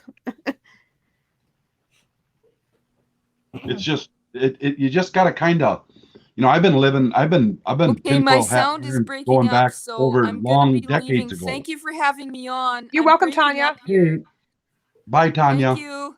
Bye. What were you saying, Carpenter, now? I've been watching this stuff going back. I remember there was a point in my life when it was the next ice age. Mm-hmm. And then all the viruses that have came up that everyone, I remember a guy at work one time just totally freaked out about the bird flu. Right. And that was just a couple of them that I remember this guy. And, and the whole time I'm thinking, Bud, how many times are you going to let them pull the same shit on you and panic every time they do it before you start realizing I'm not saying don't be, cautious and don't pay attention to what's going on around you. Right. I'm just saying, don't go off the deep end and go crazy and lose your mind over it, because they win. If you do that, they win. Yep, because they want to cause panic and stuff like that. It's the only power they really, truly have over us, is if we're scared, you guys. Yep. Did you see those videos where these people are being dragged out of their apartments, and then some of them are being locked in their apartments? It's crazy. Yep. I've never seen anything like it. I already know, China's a communist country, but holy shit, people don't realize they're doing this for population control. They're already killing 28 million babies a year, if not more. So that just should give you a clue right there what's really going on. Yeah, I would kind of keep an eye on the administration, and if the administration starts getting a little concerned, then you might want to, light up. But as long as, what have you heard him talk about it? No, I haven't heard President Trump really even touch on it. Well, there's a reason for that. There's a reason for that. Yeah. And that's how I look at it. I've just been through this so many times with so much different shit over so many decades that I don't fall for any of it anymore. Right. Yeah, because you're old enough. You're old enough, so yeah. Yeah, so I'm sure at some point, it might suck me up, and I might be one of the ones killed. But oh well, that ain't nothing. It is what it is. I ain't gonna be afraid of these people. I know that. I'm not gonna be afraid of them. I'm not scared of them anymore. I'm not scared. Right. All I do know is these people freaking out buying these masks. Like, oh my God, Home Depot don't have them, and they try to go to Lowe's and they're not there, and then Amazon sold out. It's like, it's not going to save you anyways, because you can get it through, like you said, through your eyes or stuff like that. That's crazy. Yeah, I didn't mean to come on, you guys. Sorry if I come on ranting. I was just listening to that one guy on there. Coming up with it was the left talking points, like because I watch a little bit of CNN and stuff just to see and then I can see what these people are they jump in and they bring up these same, when it starts spinning like that, it's like, I'm calling this out. Oh yeah, I don't blame you at all. That's no more. Stop. Just stop. Exactly. I'm just as mad. Yeah, the game's over. We're done. Play whatever games you want to play, but I'm finished. I'm not playing anymore. Oh, I knew it was unfair, especially when the FBI raided his home like that. Like, they knew, because that's FBI before they serve a warrant. And my brother, because he used to work in the FBI, because he used to do ITT and do computers. He wasn't an agent. He just did computer stuff in the FBI building. And he even said the way it went down was ridiculous. Like, they knew he owned no weapons. So why did they go in there with all them guns blazing, like he was on the other end waiting for them? Like, so that any of us out here in TV land, any of us out here that see this from the outside are scared. Are they going to come to my house and SWAT my home? Exactly. It's you fall into that scare tactic again. It's all about, I'm going to scare you. You guys, in my life, I grew up a real tough and hard life. I grew up in the construction field, and it was the big, heavy, hard. It wasn't like building houses or garages or something, you guys. I built the big jobs, and we dealt with hard people.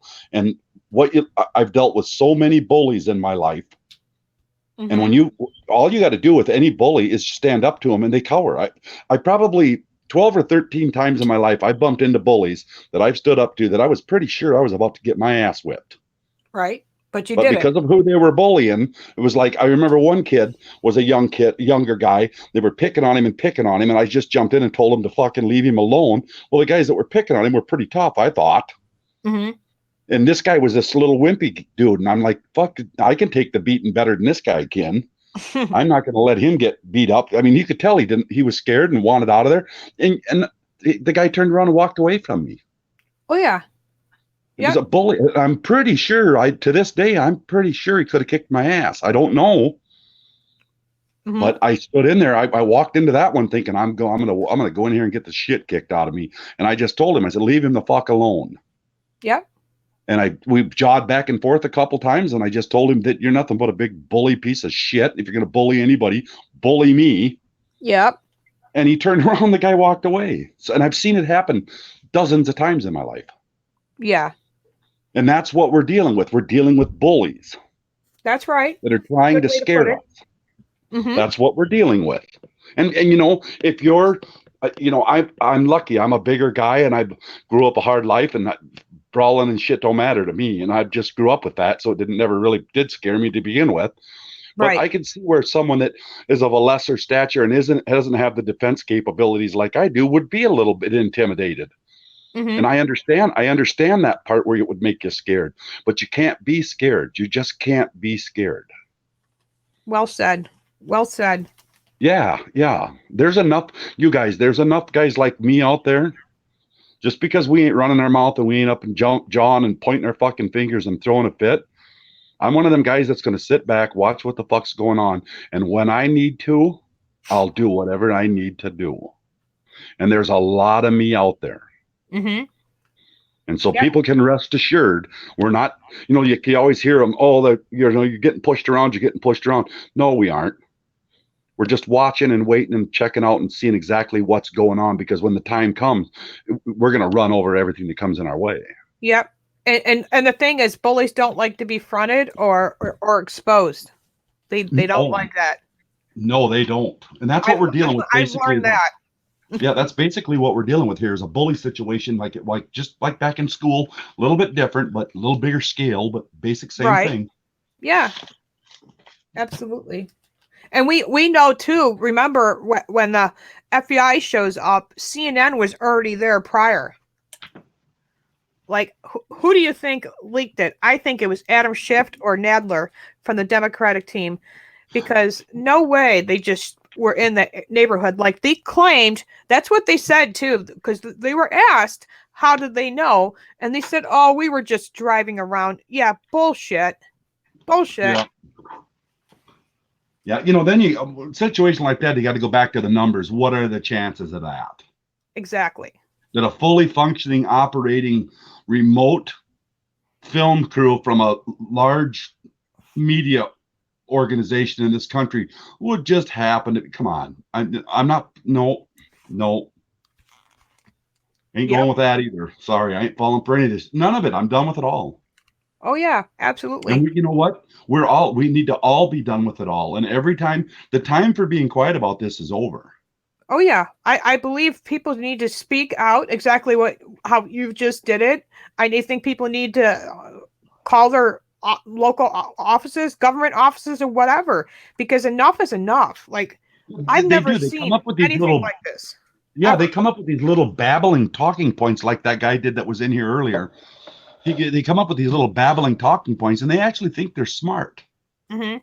And they actually think, hey, I got a point here, so I'm going to drive this point home. It's the old, here's my deal. What they do is they lie over and over again. If you tell the lie enough times and you make it a big enough lie, people believe it. But what they don't get is that once the lies is exposed, it just makes the person that's lying look like a fool. We're at a point now where these people just look like fools. Yeah. Absolutely. The lies aren't working. So when they lie, call them out on their lies and just tell them you're just full of shit. I just have a more of an aggressive way of stating it. When I get upset and talk, some people, it's another thing. Like, people will say, I don't like swearing and I don't like cussing. I don't like this or that. Some people Good example is at my work. If someone wasn't listening to you, I didn't go to, as a boss, I was a boss. You didn't go to, I'd really like you to put a little more effort into your work today and, Right. just do a little more because you're kind of pushing that. Would that be okay? I'd sure thank you a lot. It was bullshit. It was, hey, I'll tell you what, fucker, you either get this done or get in your fucking truck and go home, make a decision and make it now, and so I can replace you. That's right. Sometimes you Some just have people to say don't it like it is. Yeah, some people don't understand. I come from that world. Yeah. Okay, a lot of people don't come from that world and they don't understand it. But that's kind of, it's like President Trump. Oh, he doesn't speak he ain't real polished. Because let's face it, Barack Obama's a better public speaker than Trump. Well, because he softens his words. Well, yeah, exactly. But you don't, for the people that the people that Trump is dealing with here, you aren't going to go to the, hey, Adam, Chuck, Nancy, could you just take it a little easy and, come on, let's get together and be, that's not going to all work. the time trying to tell him how to speak. Yeah, so you tell him, hey, I'll tell you what, you fucking clowns, which is what he's saying in so many words. I'll tell you what, you fucking clowns, you either get your shit together, we're going to roll you all up. And now he's to the point where, hey, we got to roll them up. Finally, we do not have somebody speaking for our president. He does at his rallies, which I know he has sometimes writers to help him and stuff like that, like his press secretary. But most of the time, what he says comes from his own mouth, his own heart. And sometimes you have to not just soften the blow. You have to just go out full blast and say it like it is, because I don't want a president that irons his words like Barack Obama would. Like, come on, really? Yeah. Well, when I used to go into them places with all them fancy because I had dealt with a lot of like architectural, I was a boss. So I dealt with a lot of architectural people that were, there's a 7-year degree. Mm-hmm. Basically the same amount of schooling as it takes to become a doctor or whatever. And a lot of times they wouldn't listen either till I started talking like I do. And then when I started talking like that, then it's suddenly they'd listen to you. Mm-hmm. When you tell them you're full of shit, I ain't listening to your fucking bullshit no more. That's right. Let's get this straight and do it the right way, or shut up. That's right. Then it's all okay, yeah, let's look at that, Yep. It's just kind of the way you gotta, it's like wherever they take the fights, where you gotta go. Yep. And we're to the point now where it's gloves off. It's gloves off. In a barroom brawl, you guys, people pick stuff up. They'll hit you with a beer mug. They'll hit you with a pool cue. Pool stick. They'll hit you with they don't care. Nope. Well, if you go into a bar brawl and you go into there under 30 style, Queen of Victoria boxing rules, you're going to get your ass stomped. Mm-hmm. So when you walk into a fight like that, you better be ready to take your gloves off and brawl. And that's what we're in. We're in a brawl, you guys. Oh, it's definitely happening. I've never seen so much hatred for one man. It's sickening. Well, it's, they're all wrapped up in it. All I do is I look at the people that are really, the real viciousness and vitriol you hear from them. And when I look at those people, the only thing that pops in my head is, what have you done? Yeah. I don't know whether it's crimes. I don't know whether it's perversions. I don't know what form it comes in. Right. But what if you, it's liking it back to the little kid with the chocolate cake all over his face, and grandma looks at him and says, hey buddy, did you eat the chocolate cake? And he looks up and says, no, grandma, I didn't. Yeah. And then grandma says, well, that's kind of funny because you got chocolate cake all over your face and it's all over your hands. And then he looks at his hands and realizes he's caught, and he says, I'm caught. Okay, grandma, I did it. Well, you come with me, little mister. We'll get you cleaned up. And you listen to grandma, blah, blah, blah. That's what we're dealing with here. Oh yeah, what a well got cake all over their face. That's right. People like Nancy Pelosi, Adam Schiff, all of them. And now that they're coming up with new plans to go for another impeachment, come on. That's not gonna. I don't think it'll get to that again. I think. Oh no, absolutely not. Because I think finally we do have some people like McConnell and Cruz and all of them. No more. Yeah. I mean, I'm kind of opinionated. I'm kind of locked into the way I think goes. So You know, like I say, don't take what I look for yourselves. But Oh no, absolutely not. You're old school. You're so much like my husband. You say it like it is, and you can't pander these people. You can't be a puppy with your tail between your leg. You have to be the bulldog in it. You have to, you know what I mean? well, It, it, if you don't, they see that as weakness, and I don't know if they're taught it or they see it or it's a natural thing. I don't know, but they see that as weakness. So when you go in there, you can't project any weakness with them. right, It's like that guy that I got into it with, that big guy that I thought was going to kick my ass. I don't know if he could kick my ass or not, but he knew I was going to fight him. right. Win or lose or draw, I was going to fight him. And apparently, at some point in his head, he made a decision that even if I can kick this guy's ass, he's going to do enough damage. I don't want to mess with this. Right. So I don't really know what it was, but he turned around and walked away. And I don't know that these people are going to walk away quite like that, Hmm. but they're going to get rolled up. Marion goes right. Absolutely right. Yeah. Fuck yeah, I've been in some nasty situations. No, I was never in the military, never been shot at with bullets, but I've been in some brutal situations in the bar brawls. You didn't live my life and come where I live. If when somebody at my work said, "Hey, I'm going to kick your ass," you better get your bags off, tool bags. You better get your bags off right now because he's coming.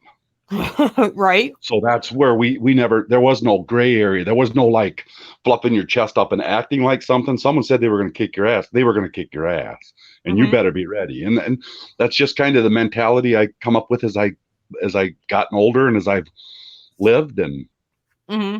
like I always told this one young kid one time, all fluffed up with muscles, was telling me one time kept calling me an old man and calling me an old man. I think I was 49 or 47.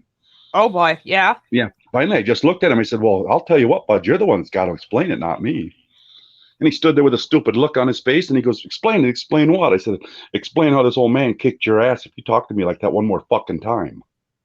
He probably stopped talking then too. He shut right up. Yeah. Because then he takes you seriously. Yeah, you can't tell him, I would really rather you didn't speak to me in that tone of voice. You tell him right out. Yeah. Because if you talk You to him know? like that, they're just gonna laugh at you. You're And that's what absolutely these right. people do. If you talk to these people like real nicely and, like they're saying, you need to reason with them. And there's no reasoning with these Yeah, people. exactly like Lindsey Graham. Exactly what you just said. It's like Lindsey Graham talks to these people like they're puppies. No, dude. No. That's right. Tell them you're done and we're coming for you, and look around, bud, because it's coming for you. Yep. Absolutely right. Jackson ain't growing up in this shit. Uh-huh. My grandson, he's not. I don't care at what point it takes me to. I don't really care. Yeah. But I'm not going to have my grandson and my daughter and my grandkids grow up in.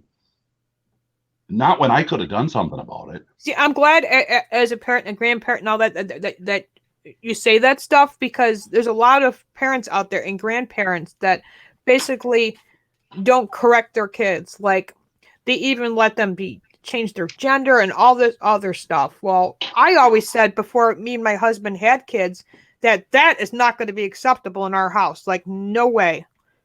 You know what I mean? We have to be stern with our kids and teach them right, and to grow them up, and like my son, to teach him to be a man, and my girls to be ladies. Like, you get what I'm saying? Like, you have Yeah. to make sure that we Ghost, teach you're them the right exactly way. right. You're exactly right. Is it they got to look at it like, is it worth going in there? Mm-hmm. I mean, it's like, you know what finally got me to quit brawling, you guys? I was into it for a long time. I was really into brawling. It was like a pecking order at my job. Mm-hmm. And it was for years. And I had a high paying, good job. And so you had to fight to keep it. And it was a kind of a pecking order thing. Well, I'd get in these big brawls, you guys, and there were times when they were over, I'd have to ask the guys around me who won. And then they'd be like, "Oh, wow, Carpenter, you sure kicked his ass," or "Boy, you got your ass kicked." And then after a while, when I'd get in these, it didn't matter whether I won or lose. I felt the same way. Right. Couldn't get my keys out of my pocket. Couldn't breathe out of my nose. One side would be all plugged with blood for a month. Yeah. Stuff like that. After a while, you realize that, the difference between winning and losing is it isn't so much about winning or losing. It's about whether you're willing to fight or not. And stand your ground. Yep. Like I'm not that tough. I'm just willing to fight. Mm-hmm. I'm not afraid of getting beat up. It's not that I'm so tough. It's that I'm not afraid of getting beat up. Right. You know, that's what it really boils down to. Because I don't want to come off like everybody, like I'm some kind of tough guy. Because I'm really not. What I am is I'm just not afraid of getting beat up. You're not going to scare me. You're not going to hit me in the face and then, oh, well, you know, there, take that. Fight's over. No, it just started. Yeah. You know, and that's just kind of what it is. That's, you know, it's not about being like Ghost said. It's not about whether you're really that tough. It's about whether you're willing to fight. Mm-hmm. And once they find out you're willing to fight, most of the time they'll tuck their tail and turn around. And every now and then they won't, and then it's game on. Mm-hmm. Been there too. Never been in that situation before. Never hoped to be. Wow. I took an ass whipping one time over in Wisconsin. This big bully he wouldn't listen to me and wouldn't listen to me. Finally, I told him, and the guy was way bigger than I was too. And I told him, I said, either you get this stuff done or you got to go home, bud. I'm getting rid of you. If you fire me, I'm going to kick your ass. I said, well, whatever, dude. I don't care, but just get this done. It couldn't have been 2 weeks, maybe 10 days later. We're sitting at the bar drinking. Of course, by that time, I'd quit drinking. I was there drinking pop, and he come in the bar. He says, "You ready to get your ass kicked?" I thought, "Oh fuck, here we go." And all across the bar, he come, and that guy was kicking and beating me silly. Wow. And even he was glancing blows hurt, and I was starting to get scared because these punches were hard. Yeah. I looked like when I was done with it, you guys, all the way from my knees up across my head, looked like I was beat with a baseball bat when it was over. Wow.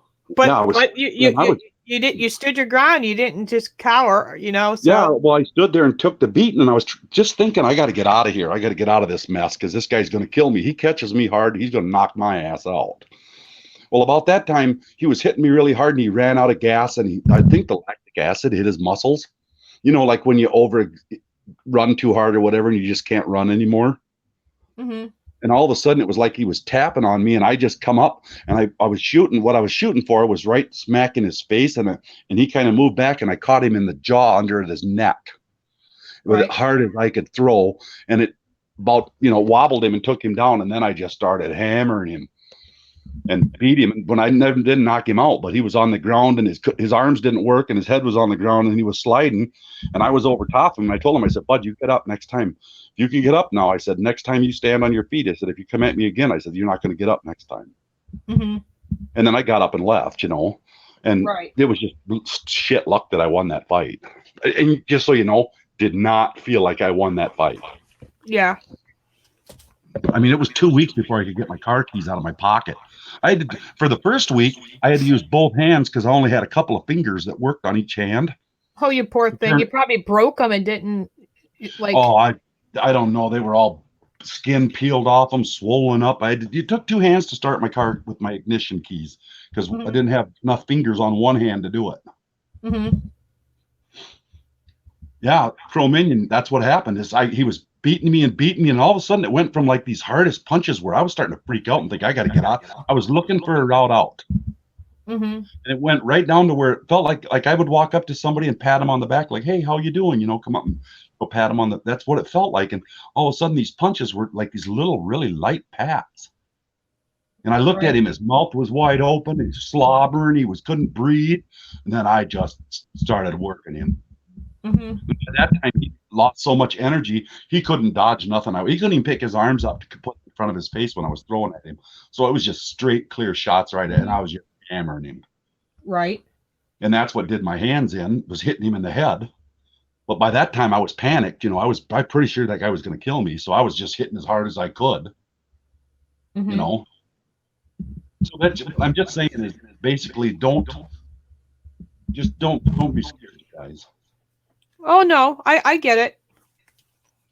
I used to say, I used to be afraid and stuff like that. Recently I've had someone who threatened to go after me and my family. That person has me afraid just because he's really creepy and he freaks me out. But even my husband that guy's not going to walk up to your door and knock on your door.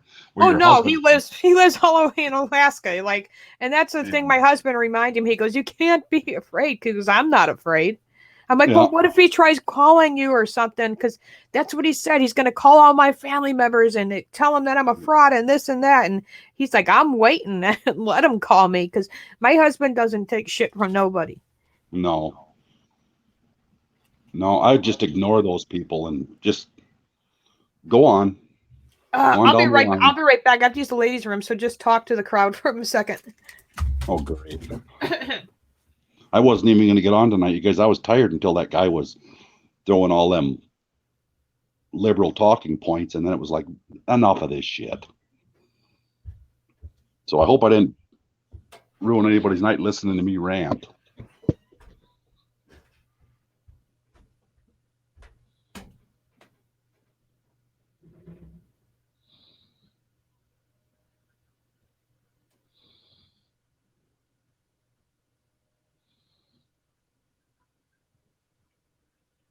Yeah, I never felt it either when I got in brawls.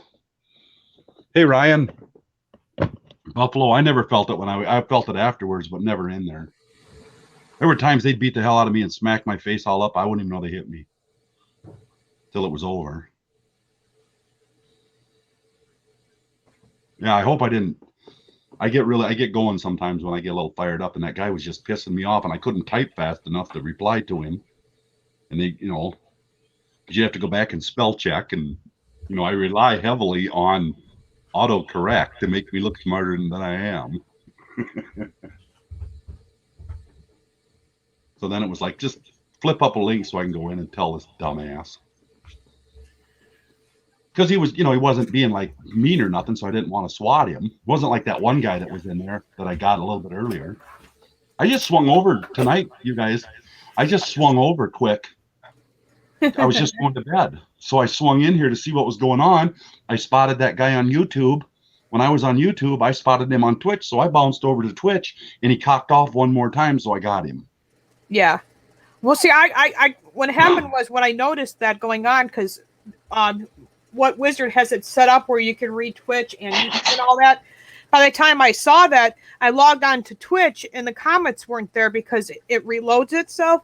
So I was unable to block his ass. But yeah, people like that piss me off because, in fact, when I went to DC, there was these protesters and there was these 4 Irishmen. I put the video on my timeline, by the way. And this one guy who hates Trump was attacking these 4 Irishmen. But every time he would say something, it was like a broken record. He kept repeating himself. And then I walked up, had my microphone ready to go, ready to interview him. And then I was just asking him simple questions, but he kept reflecting. And I think that's what a lot of people do. They reflect. They can't directly answer the right question. I would have looked at the guy and told him, from what I've learned through my life is that when people repeat themselves over and over, that's a sign of retardation. Yeah, there you go. And he had a big sign saying that something about being an idiot. And the Irish guys were yelling at him like, you're carrying a sign calling yourself an idiot. Like, that was funny. Yeah, all they have to really do is open their mouth and start talking, and the stupidity just flows. They just puke stupid all over themselves. Yeah. And where I came from, you guys, we did that. We just cutting someone up and tearing someone down and bantering back and forth. That was a hobby for us at work. That was what we did all day long, 8 hours a day, 12 hours a day, 6 and 7 days a week. And they were mean and they were vicious and just the most horrid things were said. Mm-hmm. Well, you got really good at it after a while. I'd done it for 28, 29 years. Mm-hmm. You get really good at it after you practice it every day, day after day. So now when I get in a verbal argument, people tell me I'm funnier than hell. My buddies that know me, they're like, Bud, when you're mad, you are hilarious. They're all sitting back there giggling, everybody else is all worried. And my buddies are just cracking up at what I'm saying. And I don't even remember what I said, Uh-huh. But I'm good at like going back and forth with someone especially someone that's bully or that wants to, throw down. Like I watched a video one time where this one guy was pestering this other guy. Come on back around the corner. Come on back around the corner. Mm-hmm. Guy wouldn't do it. I would have went back around that corner so quick and beat that piss out of that guy. Right. I could tell by the way he was running his mouth Right. because he wouldn't shut up. I could tell by the way he was running. That's how I always judged it. If they're running their mouth and they're cocking off and they're jabbering like that, they're scared. Oh yeah. Okay, if you're gonna get the times I got my ass kicked, they didn't say nothing. They just spun around on their bar stool, stood up, and kicked the shit out of me. So you learn quick. I mean, you learn how to judge people and how they are. And I've learned a lot about it. And I just, it doesn't matter whether it's the news you're seeing or if it's the people you're bumping into on the street. It's kind of all the same thing. It's a bunch of fucking nonsense that I ain't playing with anymore. Mm-hmm. I get mad when people get like that and they get all panicky and worried about this and they're worried about that. It's like, come on, give it a rest. Mm-hmm. Just relax and everything will be fine. Right. I've always thought of it like if you spend all your time worrying about the little shit, it's always one of the big ones that are going to wipe you out. It's like standing. Right. It's like you don't go to an intersection looking behind you. Right. And walking across the street, you better turn around and look in front of you because you're not going to get run over by what's on the sidewalk behind you, but you could get run over by one of them cars going through the intersection and hit you. So that looking behind you and all that, don't do that all the time. Right. Take the problems and only really put your effort and your time into the really serious ones. If it's a bunch of fucking nonsense, just walk away from it. You're right. Absolutely. People. And that's what I'm seeing right here is what we're all dealing with here is just a bunch of nonsense. This is all a bunch of, you can tell, like you said, what did that guy do? Stand there and run his mouth said the same thing over and over. It's because he's a babbling fucking moron. Probably lives home with his mom. Yeah, and can't speak for himself and has got one thing that he's learned in his head and he can't get off that because it's like when you see him argue, the one thing I like is when you argue with someone and they get their phone out. It's like, oh, yeah. Dude, if you got to Google it, you don't belong in the argument. Right. You need to put your fucking phone down and either know what you're talking about or shut the hell up and just stand aside. Let the grown-ups deal with it. Yep, absolutely. And here's the thing, like I said, even that when that protesters were out there, I asked them, I said, you sit there and you say that Donald Trump was involved in Ukraine, this Ukraine thing. And I said, well, do you want to read the transcripts? Oh, no. It's like, of course not. You don't want to read the part where he's not involved with a quick pro. And that's why Donald Trump released his transcripts to the public. And then once he released it to the public, Adam Schiff went ahead and decided to write his own transcript. Illegally broke the law, too, doing it. And he's still... That those morons don't look at that and see that for what it is.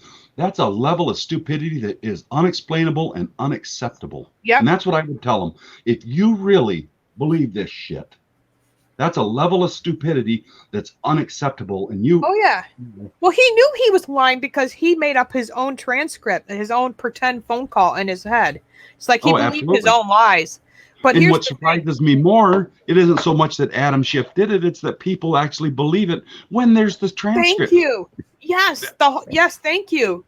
I wanted to put my foot through the TV. That was probably the 3 years when this has been going on, especially the past 12 months of the House Judiciary Committee, one hearing after another, one investigation after another. I literally wanted to put my foot to the TV because I could not believe the shit that was coming out of his mouth. The constant lies and stuff like that, making up whistleblowers. And you got to remember, this all started because when Adam Schiff took that phone call, remember that person pretended to be a Russian? Yeah. And then the investigation started because of a so-called he said, she said in a bar conversation. And then they also did he said, she said in evidence. Like, nobody was there for the Ukraine phone call. All the witnesses were he said, she said bullshit. And I could not believe my eyes that was allowed. But no, Donald Trump wasn't allowed any witnesses the whole time. Yeah. I don't like Ben Shapiro. Crow. Ben Shapiro, facts don't care about feelings. Yeah. I don't like him. I think he's like this little weasel.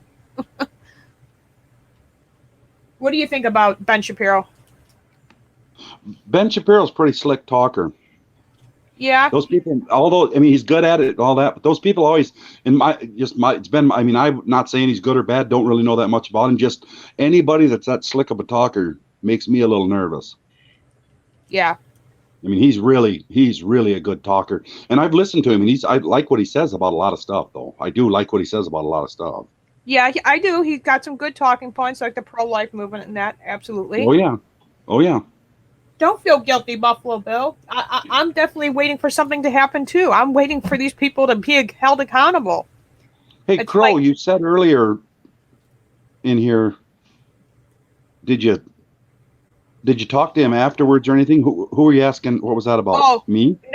No. During my live stream, Jack popped on, and I guess somebody had a sense of humor, and he took it the wrong way. Like they were attacking him, but they really weren't. And yeah, I kind of just told everybody. I said, "There's one thing I've always grew up, and we respect our elders, even though sometimes they're wrong. But we have to respect them and not to let it happen in the live chat, because if they have a problem with each other, then let them two handle it.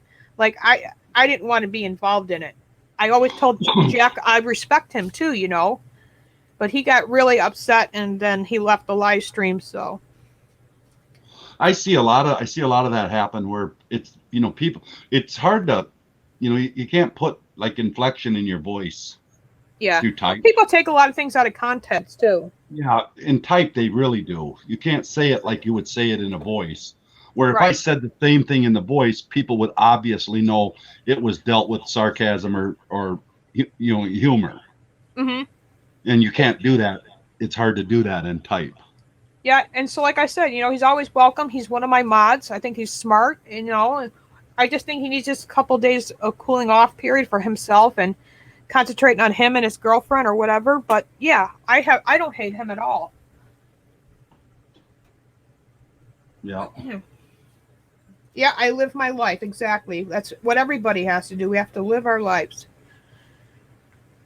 Yeah, that's what I would say. What you should really do is concentrate on your families and on your work and on your doing what you're doing and making your life better and doing better for you, and put your real worries and any effort or any like stress you feel from it, direct it towards that. Right. Yep. And then put it into that. But always be cognitive of what's going on around you. I'm not saying don't be, but oh yeah. I literally almost quit YouTube because of all these personal attacks, and these people kept making video after video, making fun of me, personally attacking me. That kind of looks to me like you're winning. Yeah, I know. Because I didn't think of it that way at the time, but this is the thing. I don't address it anymore because that's exactly what they want, and then they'll go ahead and do more. But now that I ignored it, forgave them, I don't ever want to see their faces again. But as far as that other person making threats, that I don't put up with. That I'm trying to get talk to my police chief about, but hopefully these people will leave me alone. Yeah, I didn't mean to jump in like I did tonight. No, absolutely. I'm just as mad. Like you should have heard me, my husband earlier, when that Andrew McCabe got off. But it's kind of like what you said. We have to give William Barr a chance here, which I do. I read that thing, and if you read it, it says that it's about the leaking to the media. Yeah. It's got nothing to do with FISA.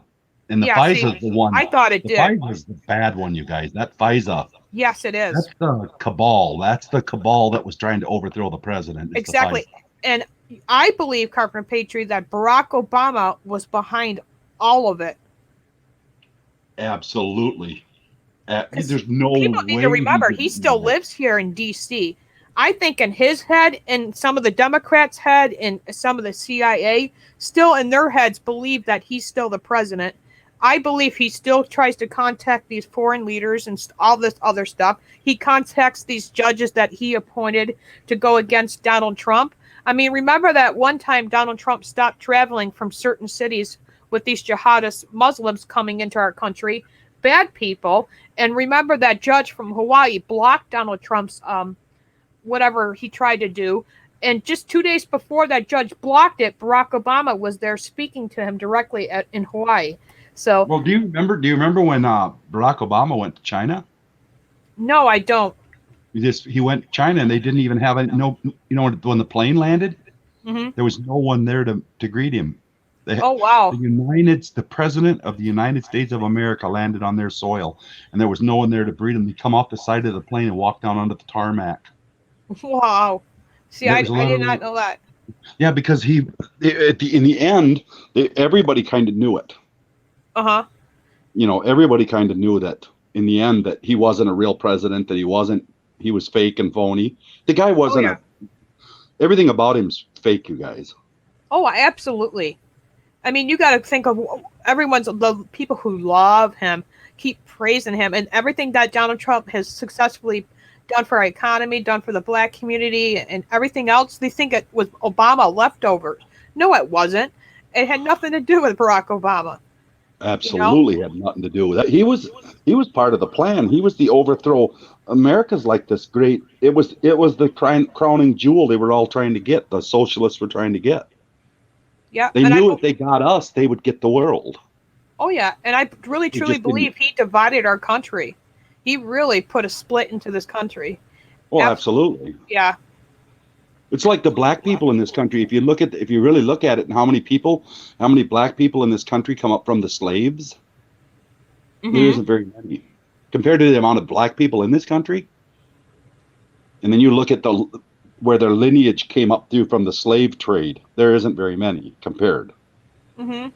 So, like all these black people saying slaves, most of those people don't even have slavery in their background.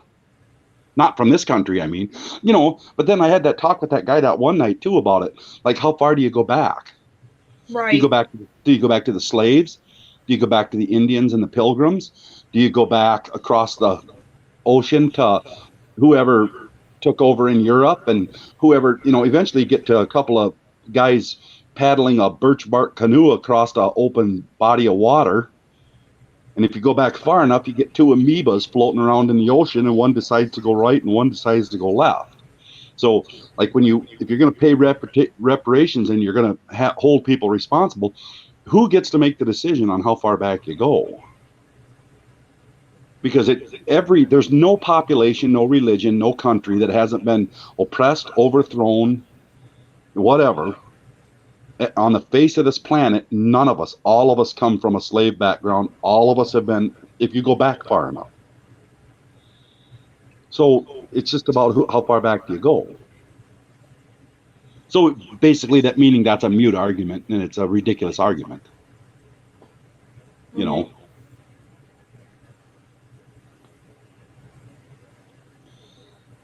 I don't know. I probably should go, you guys. I got to get up in the morning anyway. So. Oh, you're right. Oh, okay. Yeah, I was going to go at 3:00 anyways, but thank you for joining. Okay, I hope I didn't bother anybody too much. Mm-hmm. No, you're Thank good. You, Michelle. You're welcome. Yep. Thank Good night, you. guys. God bless you.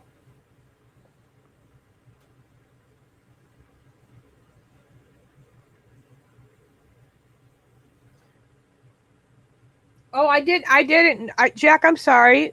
I didn't know it was on her. When I got done leaving the stream and waited to upload, I went back and read all the comments. I still must have missed it, so.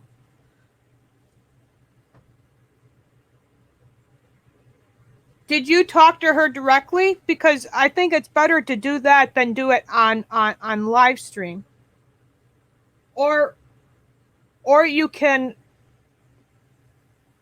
talk to me on Censor Wars, right?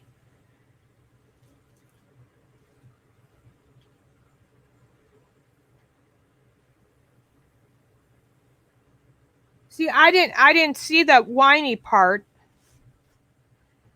I swear I did not see that whiny part.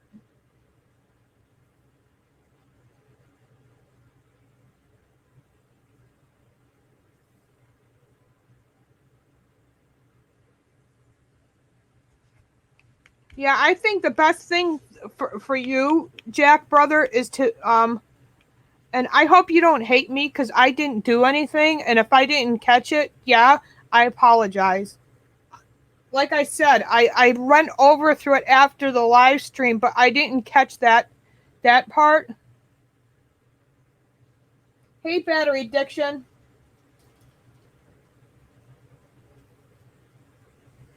Well, I think you should, Tracy. Absolutely. I think you should.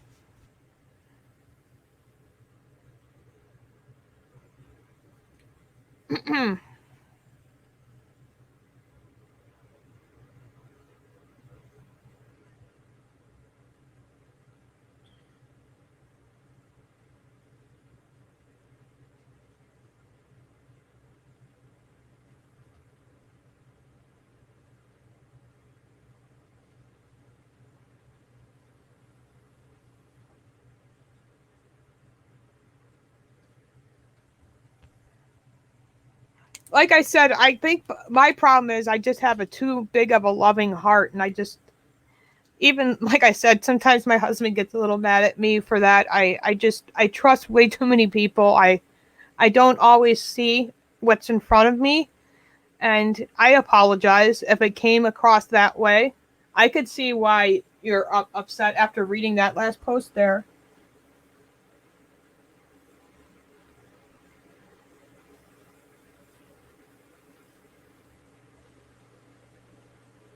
Thank you. I would love to move on. Absolutely. I think everybody needs to. Hey, Battery, good to see you.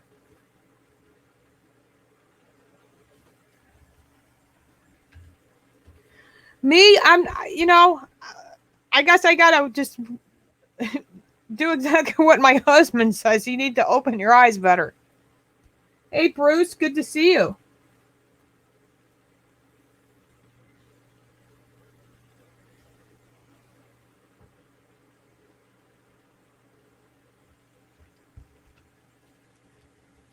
I'll do better. Now that I know, I will do better.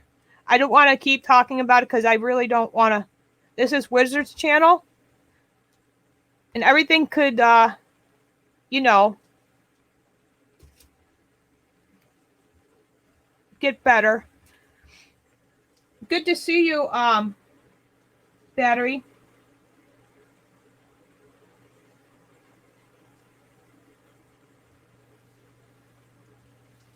I don't know who Southern Belle is. Remind me, because I mean, I remember in the chat a little bit, but I never really read what was going on. Because sometimes it's hard to pay attention to the chat and do the live stream at the same time, especially when there's like 6 people or 5 people on the panel.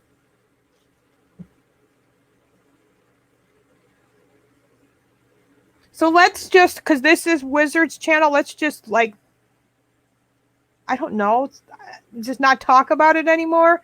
I'm not into drama, and like I said, I don't hate anybody. Hate's a pretty strong word. I don't hate anybody, and I expect everybody to feel the same way back. Oh boy, I hope you feel better, Bruce. I know there's a lot of people going around with flu symptoms. Anna just got done. Well, last night she threw up, but I think she was just going through a woman issue why she was throwing up. Sarah ended up staying home from school Friday night. She said she was having intestinal problems, and the school ended up closing down the following week, last Friday, because the flu was going around.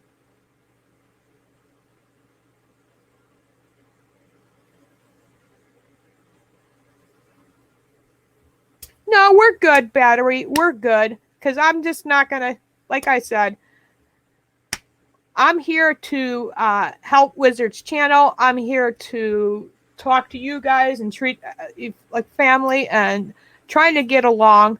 And I want to get along. I will handle talking to that person offline, because I think I have her phone number. So I will give her a call, and I'll handle it that way. And let's just say that, okay?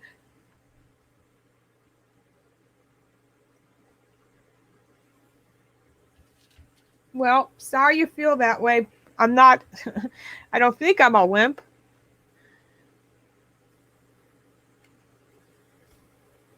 that kind of hurts my feelings, but I'm going to try not to.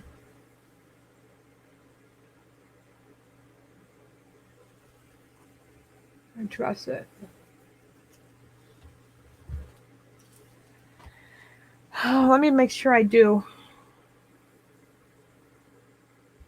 I want out of it. Please. Let's see here.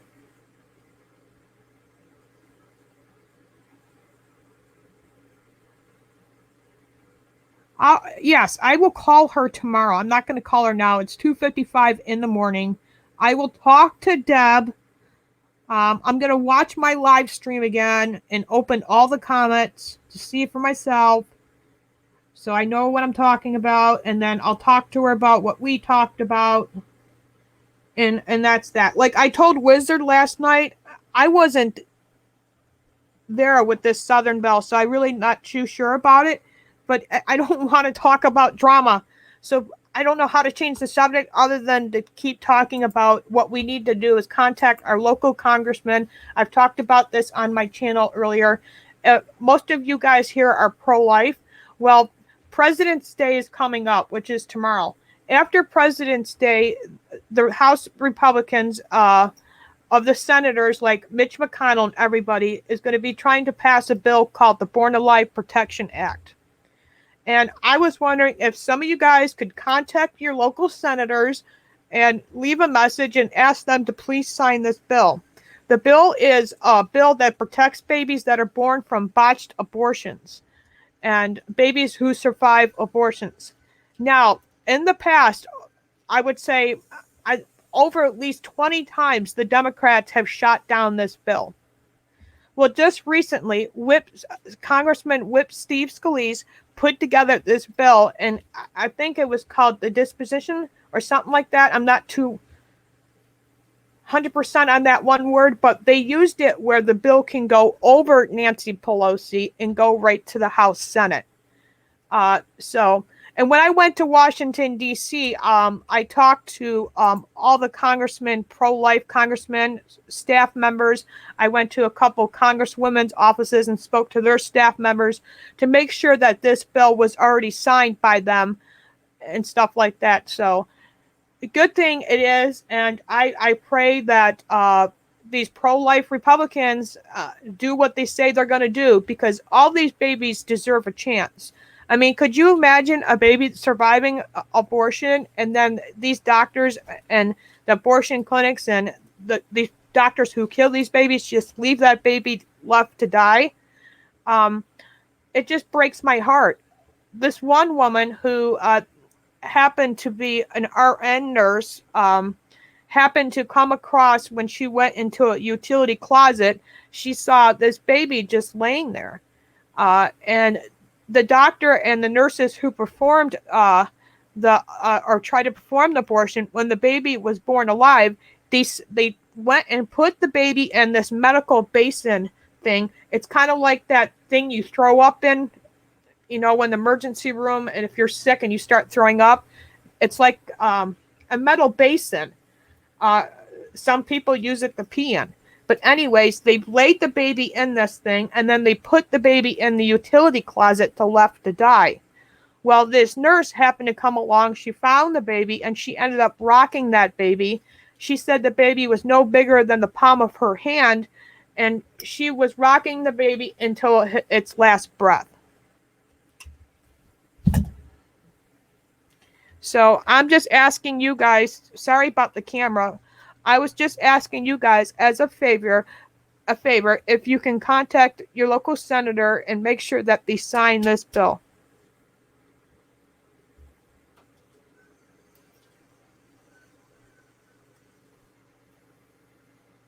Yep, in the utility closet, Crow.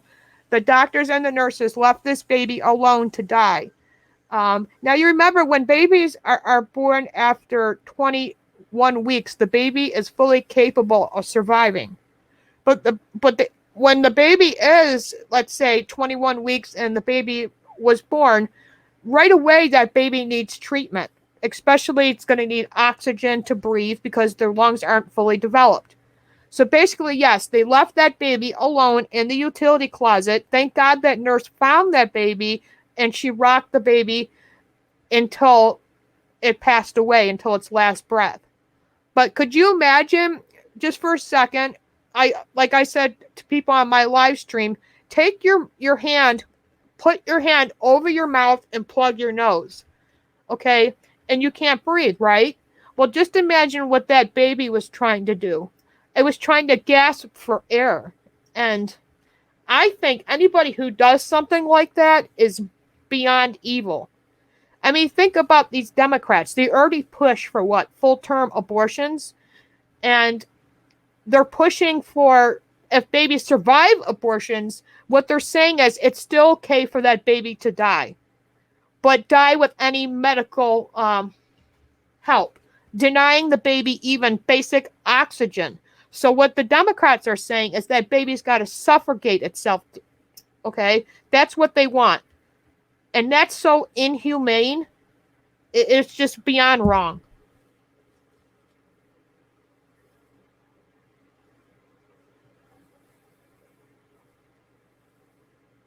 That little girl at the State of the Union was born at 22 weeks. Yep, that's right. 22 weeks. And because of all the medical science out there and the medical equipment and all the advances that the hospitals have today, babies are fully capable of surviving at 21 weeks. And it's remarkable because if you take 15 years ago, babies weren't surviving at that early age, but now they are. They're so advanced in the medical knowledge and science and stuff like that with these doctors and these neonatal doctors. I think that's what you call it, neonatal. Sometimes I can't pronounce words correctly, but they're so advanced that they can actually operate on women that are pregnant. And let's say if the baby's got a heart defect problem, or the baby has some kind of issues with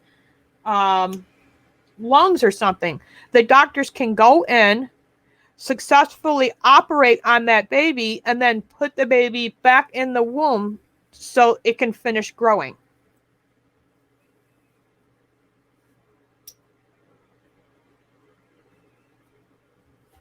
I just appreciate it for now on, if that we just off camera, okay? I'm one to learn my lesson about that, believe you me, and I do not like drama at all. And if it came across that I did something wrong, all I can do is just apologize. But I really do not want to talk about this on live stream. Seriously. So I hope everybody understands that. Again, I will address that issue offline with that person. So if that other person feels like I'm not going to do nothing, I will. I promise. And all I can do is just keep apologizing, let that person know that I will always continue to support him and I wish him the best. But I appreciate it if the name calling towards me stops, because really I'm not involved in it. Like Jack said, I wasn't even there that night. It was happening on Wizards channel. So I want to be left out of it. Seriously. If something happens on my stream, again, I will handle it. Okay? Because now I'm fully aware of who and what. So now, since I'm fully aware of who and what and why, I'll be able to look out better next time. I'll pay attention better to the stream and to the chat better. I'll make better decisions when it comes to that.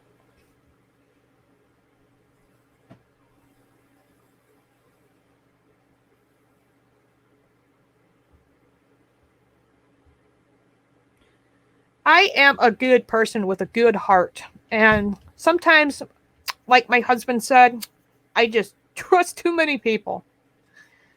And with that being said, sometimes that's a bad thing. My husband's a truck driver, okay? And sometimes he talks like a truck driver. So if somebody does something to him or piss him off, he's a person that forgives but doesn't forget. Believe you me, I know. Thank you, Dallas, and thank you, Battery, so very much. You guys know me. You know where my heart is. I'm really wide awake, so if you just bear with me, I was going to find this news article I would like to share with you. If you just give me 2 minutes.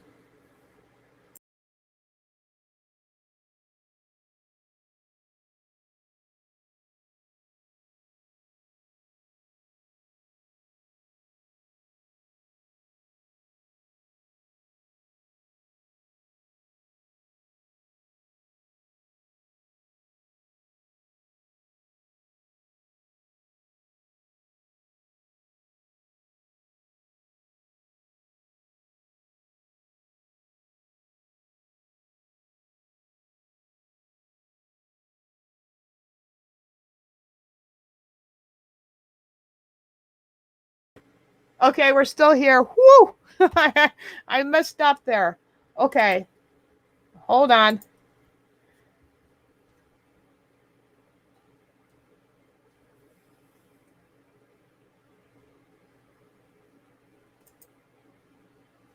Why wasn't Andrew McCabe charged? Okay, this was just sent to me, so let me read this. I gotta blow up the screen. The proof that he willfully deceived investigators appears strong, but the Justice Department likely felt there were too many obstacles to convicting him. Gonna try not to curse through this, so here we go. Whew. The proof that he willfully deceived investigators appears strong, but the Justice Department likely felt there were too many obstacles to convicting him. The Justice Department announced on Friday that it is closing investigation of Andrew McCabe, the FBI former deputy director, over his false statements to investigating prohibiting an unauthorized leak that McCabe had orchestrated. McCabe was also fired in March 2018, shortly after blistering Justice Department Inspector General IG report concluded that he repeatedly and blatantly lied, or as the Brio lexicon puts it, lacked candor when questioned, including under oath.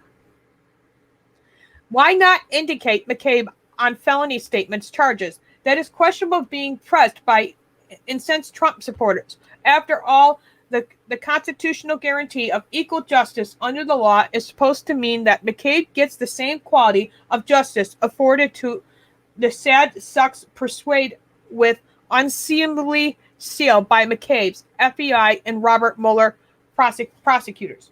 George Panopoulos was convicted of making a trivial false statement about the date of the meeting. Roger Stone was convicted of obstruction along with after the special counsel knew there was no Trump-Russia conspiracy, even though his meanderings did not impede the investigation in any meaningful way. And in the case of Michael Flynn, false statements conviction, as McCabe himself acknowledged to the House Intelligence Committee, even the agents who interviewed him did not believe he intentionally misled them. Think about that. I emphasize Flynn's intent because perpetrated lack of intent is McCabe's principal defense too.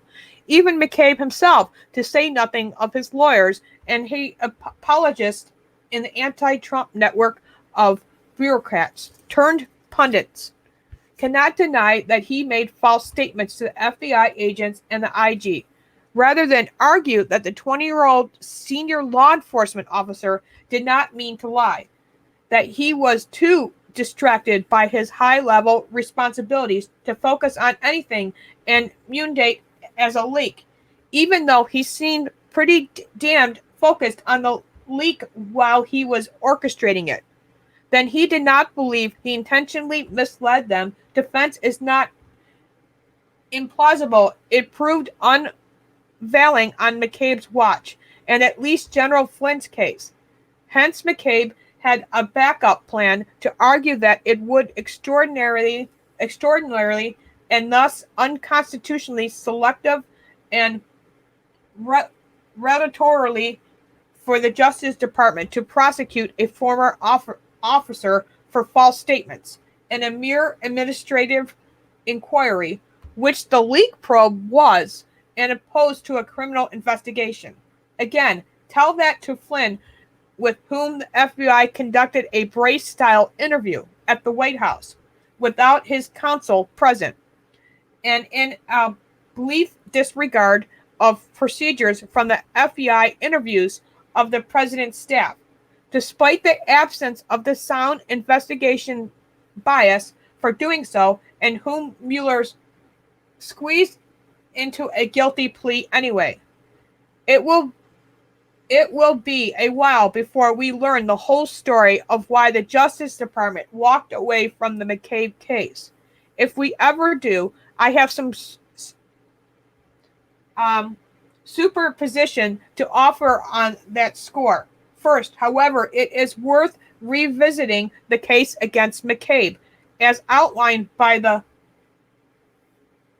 malicious and highly regarded IG Michael Horowitz.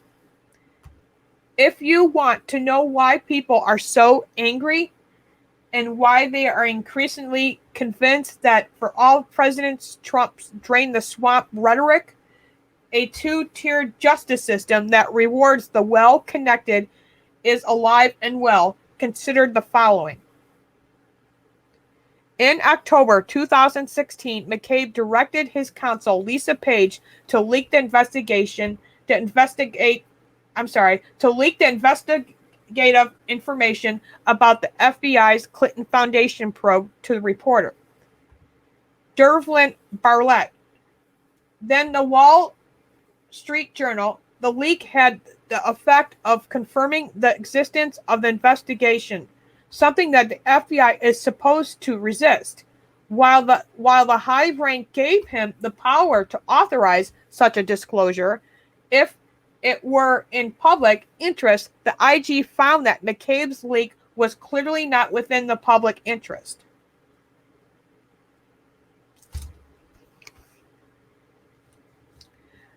In fact, the Bureau's then director, James Comey, had tried to keep the Clinton Foundation probe under wraps, refusing to confirm or deny its existence even to the House Judiciary Committee.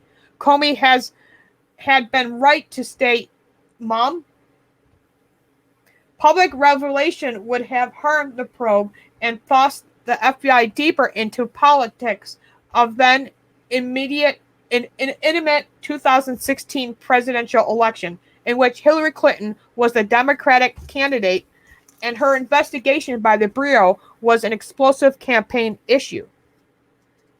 Notwithstanding these concerns, according to the Horowitz report, McCabe orchestrated that leak in advance to his personal interests, to paint himself in favorable light in comparison to the Justice Department officials, aimed at internal dispute about the Clinton Foundation probe, specifically about the Obama Justice Department pressure on the Bureau to drop it. Think about that, folks. Obama Justice Department pressure of the Bureau to drop it. As the IG put it, McCabe's disclosure was an attempt to make himself look good by making senior department leadership look bad. McCabe's account has been contracted by Comey, a witness who is otherwise symptomatic to him as a hostile to the Trump Justice Department, and whose actions, like his, are being examined in prosecutor John Durham's probe of the Trump-Russia investigation. Comey's testimony is directly at odds with McCabe's versions of events, and the IG painlessly, sorry, I can't pronounce that word, explained why the former director's version was credible with his deputy was not. Comey was nonetheless exceedingly complimentary of McCabe after the IG report was published. Page is regarded by McCabe's backers to the key his defense.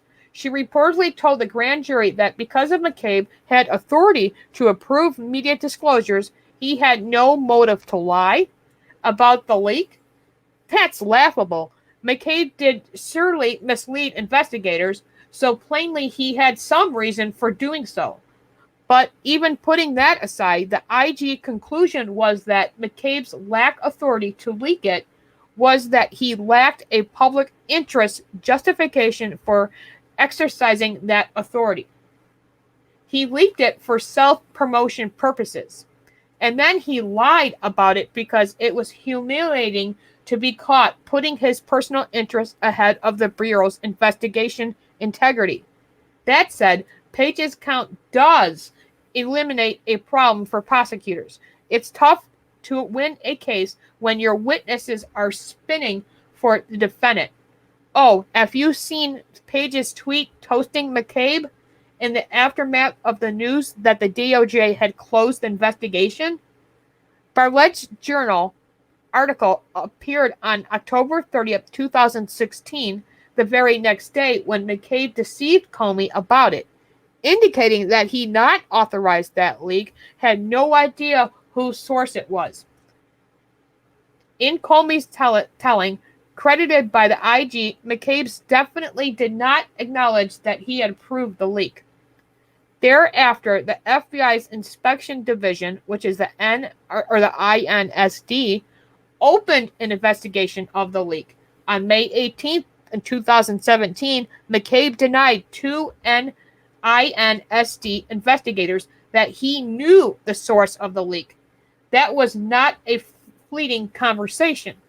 McCabe was placed under oath, and then the INSD agents provided him with a copy of Bartlett's article.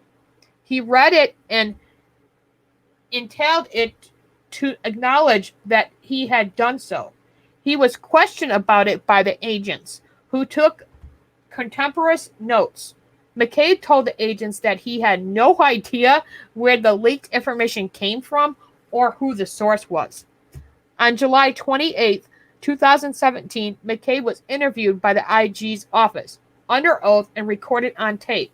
In that session, he purposely claimed that to be unaware that Page, his FBI counsel, was directed to speak to reporters around that time of October 30th journal report. McCabe added that he was out of town then and unaware of what Page had been up to. In a point of, McCabe had consulted closely with Page about that leak. A paper trail of their texts and phone contacts evinced his keen interest in Page's communications with Bartlett. Consequently, the IG concluded that McCabe's denials were demonstrably false. Clearly concerned about the hole that he dug for himself, McCabe called the IG's office for 4 days later, on August 1st, 2017, that shucks come to think of it, he just might have kind of sort of told Page to speak with Bartlett after all. Oh, he just kind of just thought maybe, yeah, bullshit. This guy should be in prison. He might even told her to coordinate with Mike Corton, then the Bureau's top media liaison, and follow up with the Journal about some of its prior reporting. As the IG observed, this attempt to correct his prior false testimony was an appropriate thing for McCabe to do so. Alice, when he was given an opportunity to come and explain himself, he compounded his misconduct by making more false statements with under oath. In an interview with investigators on November 29, 2017, McCabe perpetrated to recall informing Comey that McCabe, had authorized that leak and that Comey had responded that the leak was a good idea. You can't make this shit up, guys. It continues. Listen to this.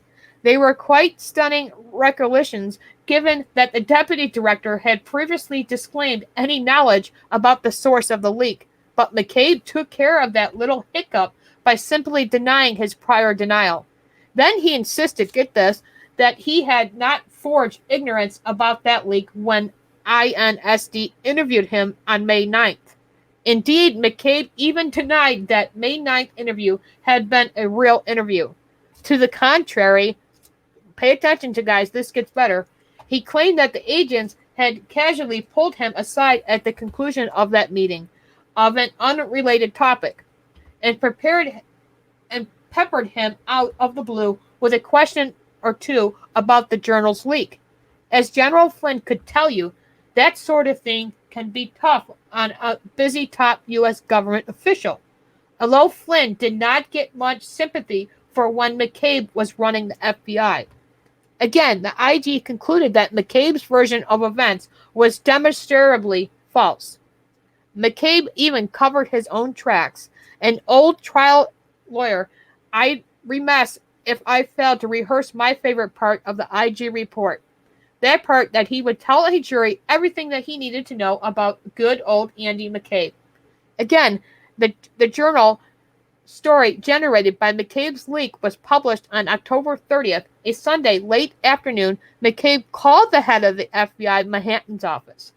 Well, why? Well, to ream him over about the media leaks. That's why. McCabe railed that New York agents must be the culprits. He also made a similar call to the Bureau's Washington field office, warning its chief to get his house in order and stop the terrible, damaging leaks. It is worth remembering McCabe's October 30th scolding of subordinates when you think about how he later claimed that on the very next day he freely admitted to his superior, Comey, get that, listen to this, ready guys, that he himself was the source of the leak. Quite the price of work, this guy, to throw the scent of himself after carefully arranging the leak. McCabe dressed down the FBI's two premier field offices, knowing that they were completely innocent. And then he pretended, get this, for months that he knew nothing about the leak. Again, you guys, there's so much more to this. I want to keep going. This stuff is unbelievable. This is the second highest ranking officer of the nation's top law enforcement agency we're talking about here. We may never get a satisfying explanation for the Justice Department decision to drop McCabe's probe. That's the why it is when such complicated reasons and motives are at play. The affirmated challenge of the hostile witness is not to be underestimated. In addition, there are growing indications that the Justice Department had lost confidence in the U.S. attorney who was overseeing the probe, Jesse Liu. Remember him? As I noted this week, while Liu was once seen as a rising Trump administration star, she quietly edged out of her post last month, and the White House just pulled her nomination to fill an important Treasury Department post. There have been rumblings that McCabe's investigators was botched. Camille Shields, a prosecutor who reportedly grew frustrated by her supervisors, indoctrinated delays in making decisions about the McCabe probe, ultimately left the Justice Department to take a private practice job. Another prosecutor, David Kent, remember him, quit last summer as the DOJ distorted over their decision on whether to prosecute. Things became so drawn out that the investigating grand jury lapsed. Meanwhile, the Justice Department endorsed Liu's aggressive decision to bring thin, politically fought false statements against the former Obama White House counsel Greg Craig in connection with lobbying for a foreign country. The sort of crime that is rarely prosecuted, Craig was swiftly acquitted. Reportedly, Liu advocated charging McCabe, but the DOJ may have harbored doubts about her judgment. Good night, Battery. No matter the outcome, the Justice Department stood to take home hits of McCabe had been charged. Focus on McCabe's leak would have drawn attention to pressure DOJ officials had been put on the Bureau over the Clinton Foundation investigation, which reportedly is likely to be closed without charges. It would also reveal interest in the questions of whether the FBI improperly allowed McCabe to play a role in the Clinton-related investigations, where his wife, get this, as a political candidate, got major funding from the Clinton-tied sources. Again, listen to this.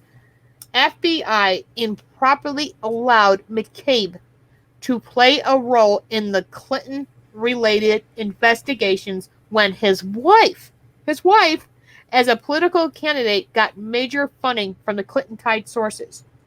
Moreover, new Freedom of Information Act discloses made to meet a deadline set by the district judge Reggie Walson, which may explain the timing of the non-prosecution announcement, indicated that the Justice Department and the FBI did not comply with regulations in what appears to be the rushed termination of McCabe, adding that to the former deputy director's claim that he was being singled out for abusive treatment, potentially including prosecution because of vengeful politics.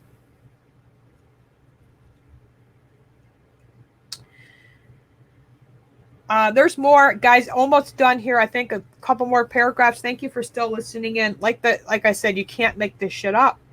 No matter the outcome, the Justice Department stood to take some hits. McCabe, if had been charged, focus on McCabe's leak would have drawn attention to pressure the DOJ officials had put on their bureau over the Clinton Foundation investigation, which reportedly is likely to be closed without charges. It would also renew interest in the question of whether the FBI improperly allowed McCabe to play a role in the Clinton-related investigations. Moreover, the new Freedom Information Act discloses made to meet a deadline set by the district judge Reggie Walton, which may explain the timing of the non-prosecution announcement, indicate that the Justice Department and the FBI did not comply with regulations, and what appears to be the rushed determination of McCabe. Sorry, I just read that.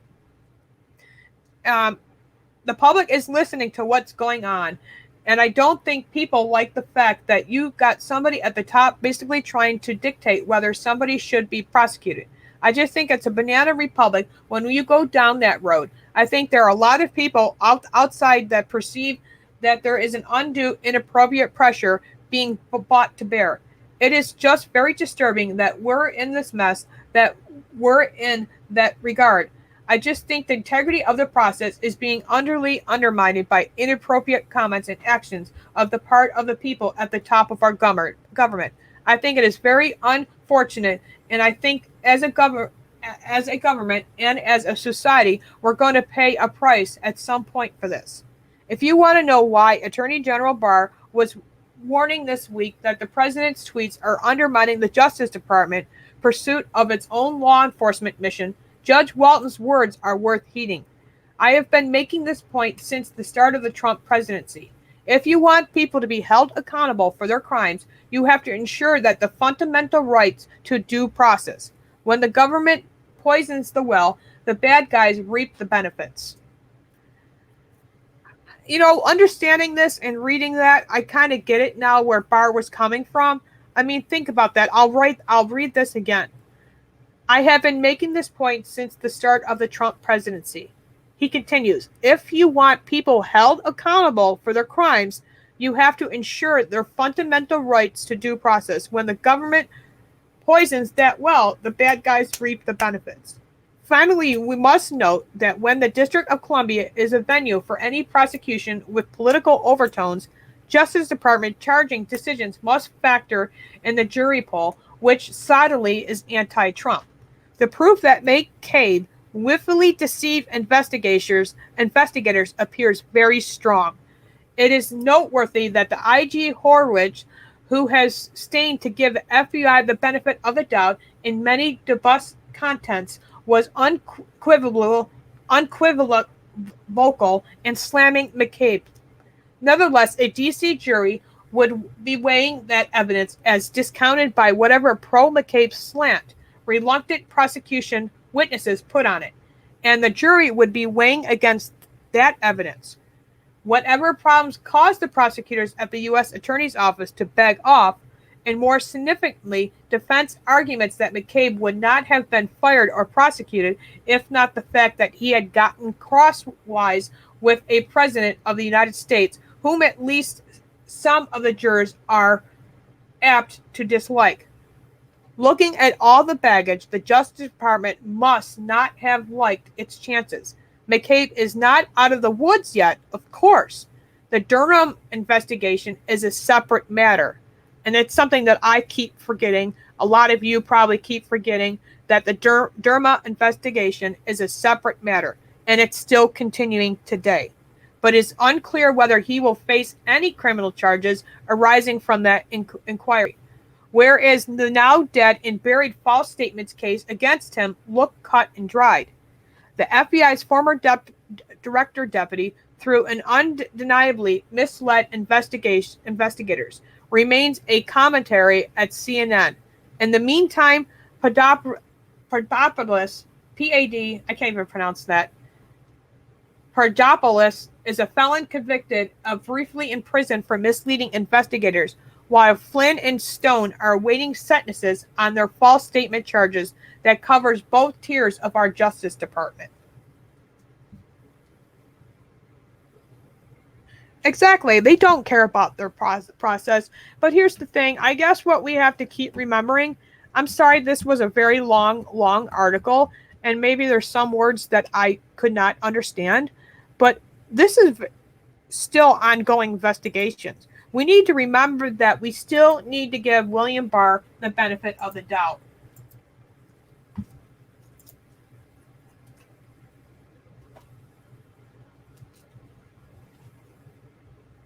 The U.S. and many other countries issue travel bans to China. Wow, this video was actually attached to it. I don't know if I can play it or not. Let me see if I can. I have to open Google to do it.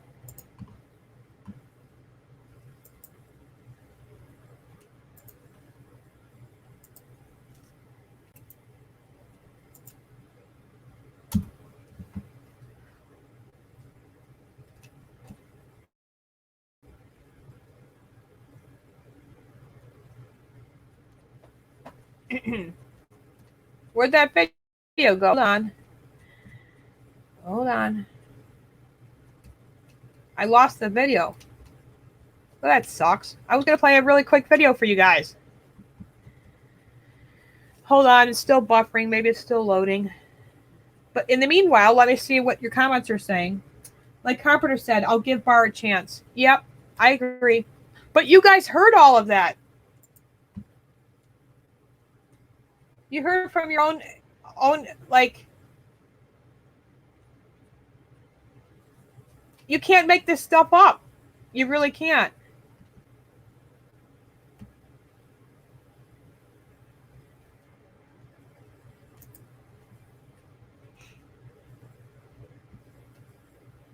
Technical difficulties, please stand by. Yeah, I don't know why I cannot play the video.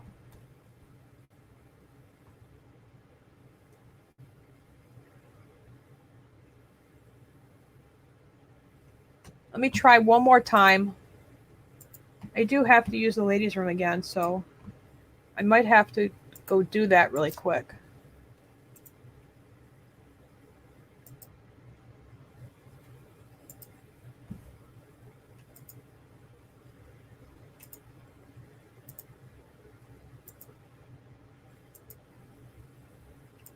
All these ads, they keep coming with these ads. It drives me nuts.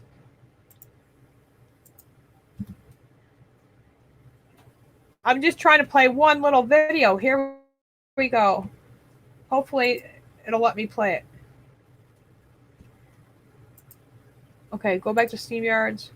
Share screen. Select a window.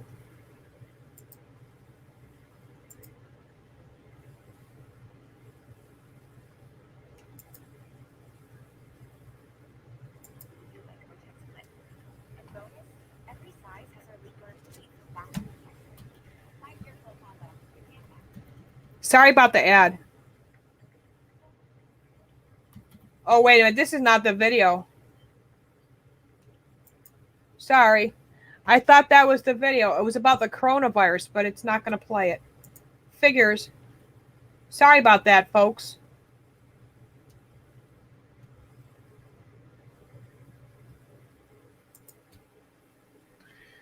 Now I feel really embarrassed. I really wanted to play that video for you, but no. Oh, well. So, guys, I'm going to end this stream exactly in about 20 minutes. I tried to invite my friend who just got home to be on the panel. He said he might join. His name is Christopher. He said he doesn't have a YouTube account, so he has to sign up for YouTube. And if I'm still streaming, he will join the panel. So I'm going to use the restroom really quick. Who's in here tonight? Bruce or Miriam, could you hold the floor really quick? I'll give the link, though, in the chat just in case Christopher signs up on time. Here's the panel link. I'll be right back.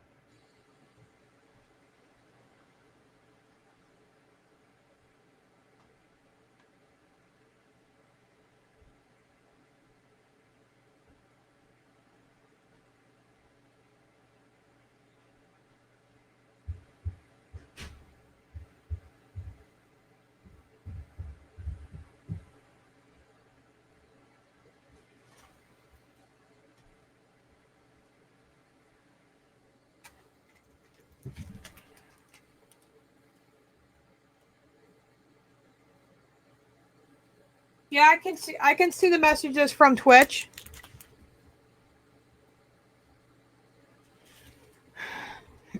Sorry guys, that was a really, really long article. I didn't think it was ever going to end, but that was sent to me by email.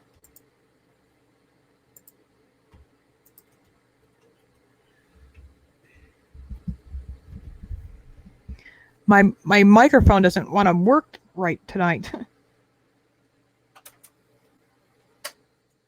How does that sound? Does that sound better? Can you guys hear me?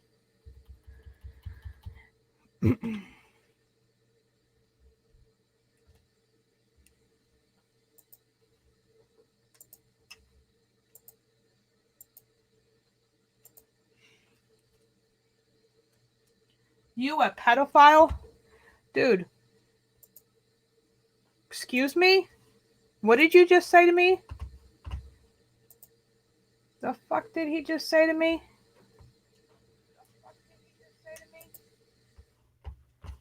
Say that again. Who do you think you're talking to? Somebody in Twitch here says, you a pedophile? Oh, buddy, you don't want to start with me. Am I a pedophile? My dog wanted me to thank you. Unfortunately, I can't pay you. She just wanted to say she was well served. So thank you. Right, Lou? Okay. SHINOBI224. My dog literally just wanted me to thank you for your services last night. But, you know, since you couldn't complete the job of pleasing my dog, I'm not going to be able to pay you. Would you like me to crack another one at you? Go home to mommy. Go find somebody streamed else to mess with, okay? You heard me. Are you deaf?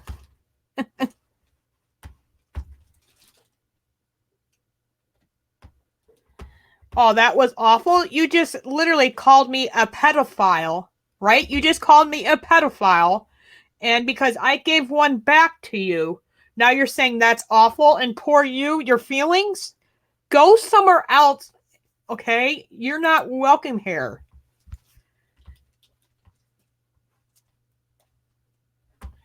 You guys like that? Boom.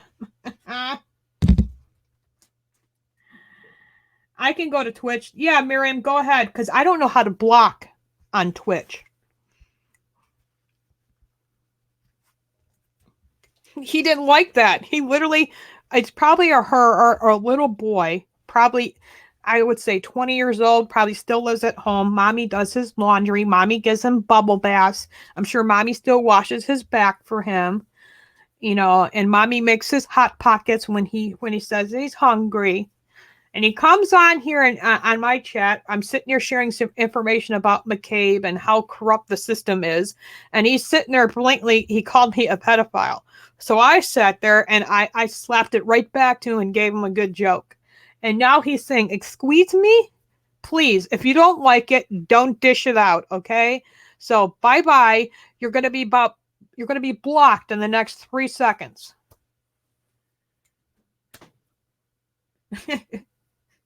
Probably is drinking catnip. Who knows? Or those Tide Pods. I mean, I watched some of those videos on Twitter with these kids eating Tide Pods. What the hell?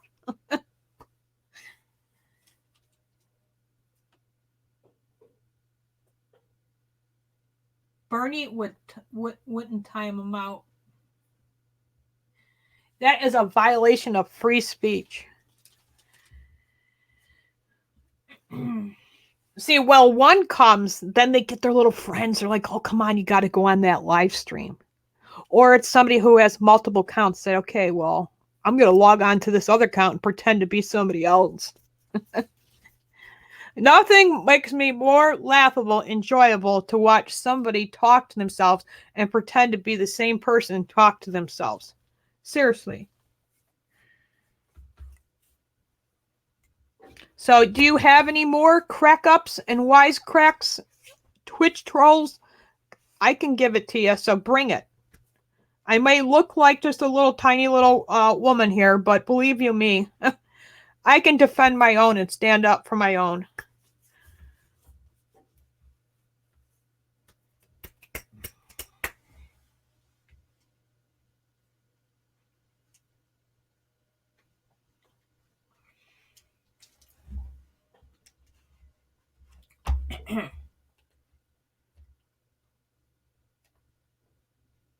God bless me for my hat.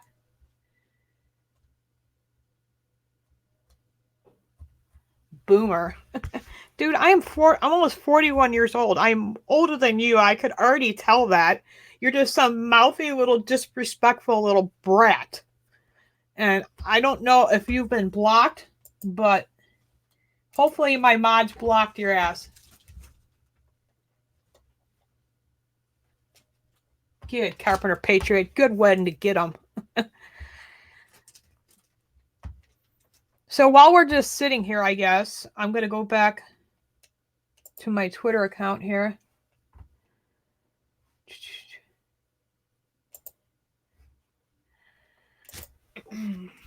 What is going on in the Twitter world?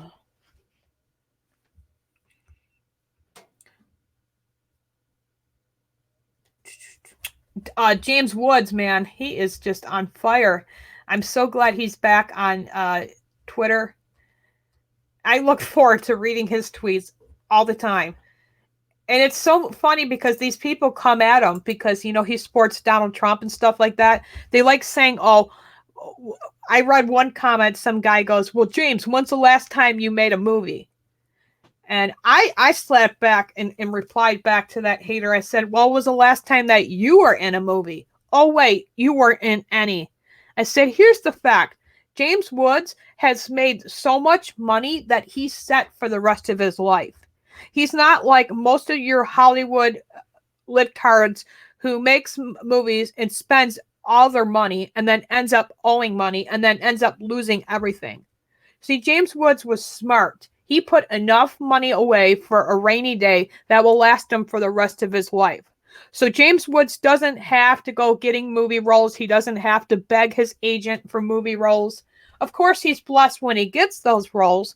Sometimes you'll see him appear on TV shows and stuff like that. But you know what? It's not like he needs the money.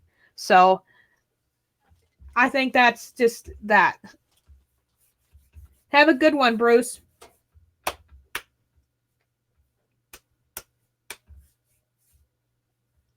I'm glad that you got your flag. What the? Is this picture for real? I can't show it to you, but wow. Did you guys see the video of the president's car? Why don't we do that if you guys missed it? Let me share it with you. Share screen. The president at the NASCAR thing. That was awesome. Let me see if I can share that with you.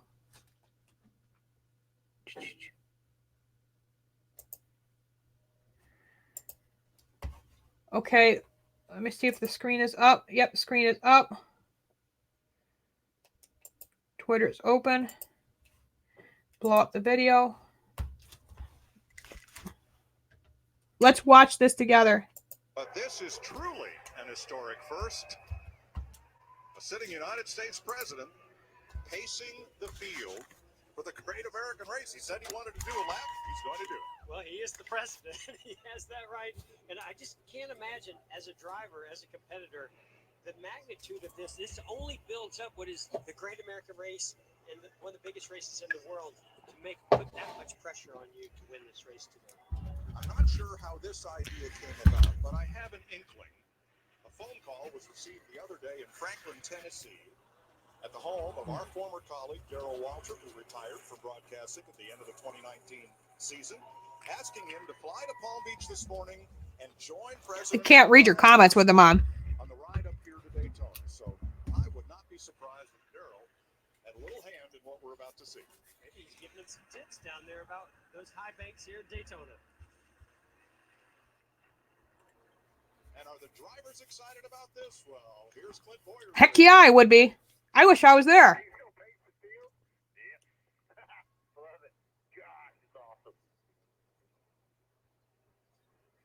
You know, Mike, people ask me, do you miss it?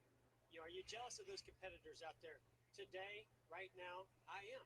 I would love to be in this Daytona 500 field out there competing today. This is just so special. Now, we know that at least 70 miles an hour is required to keep those cars up on the banking. Well said, Bruce. Well said, Bruce.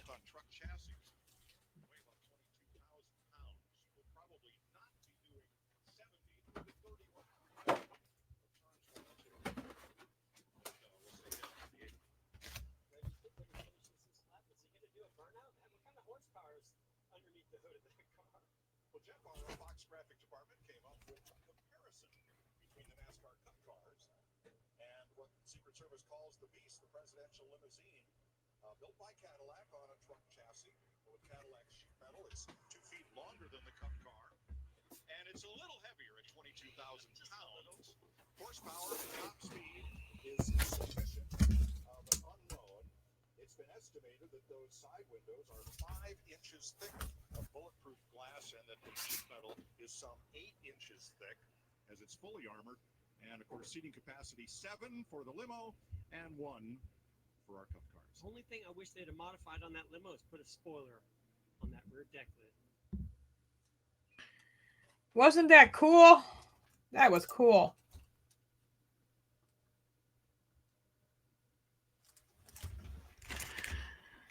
About 10 more minutes, guys, and we're going to call it a night. Thank you guys for being here. Thank you for spending the evening with me. I didn't realize almost 4 o'clock in the morning. Wow. Time flies just by like that. If I didn't take a evening nap, I would have been in bed a long time ago. But that's okay. Sometimes I like spending my evenings with you guys and on this wonderful channel and being on the panel. Kind of lonely because I don't have anybody here with me, but it was nice to see Carpenter Patriot join earlier, and we had Tanya join earlier. Next time, let's see some people on the panel, okay? So it's not just me yapping away. Sometimes I like to talk too much, you know? So I would like to talk a little less and have some people join me. I look forward to hopping on again. Hopefully, you know, Wizard will be back tomorrow night, or actually just in a couple hours from now, because it is 4 o'clock in the morning. So hopefully you guys will be around for that. If anybody has not subscribed to my channel yet, please do so. Click on that bell. I'm going to be giving away some Trump hats coming up. We have 2 Trump rallies coming up on the 19th and then on the 20th, which, by the way, is my birthday. So I hope you guys spend the birthday with me and also celebrate the Trump rally. I want to show you guys some really cool things really quick. Just to let you know, last night we gave away a Trump flag. The person that won the Trump flag was Battery Addiction. So hopefully in a couple hours tonight, maybe we can give another flag away on this channel. In order to get a flag, you have to just partake in a trivia game. Everyone is welcome to play, including the mods. Now, for my channel, I do American History Trivia game. And if you get the right question, you can win prizes. You can win a Trump hat. You can win a Trump poster, which I have a couple of them that just came in. You can win a Trump hat or a Trump flag. I do have some Trump yard signs. You just saw 2 different styles of Trump yard signs. I'm waiting for a guy to get back to me to sell me at least 5 more.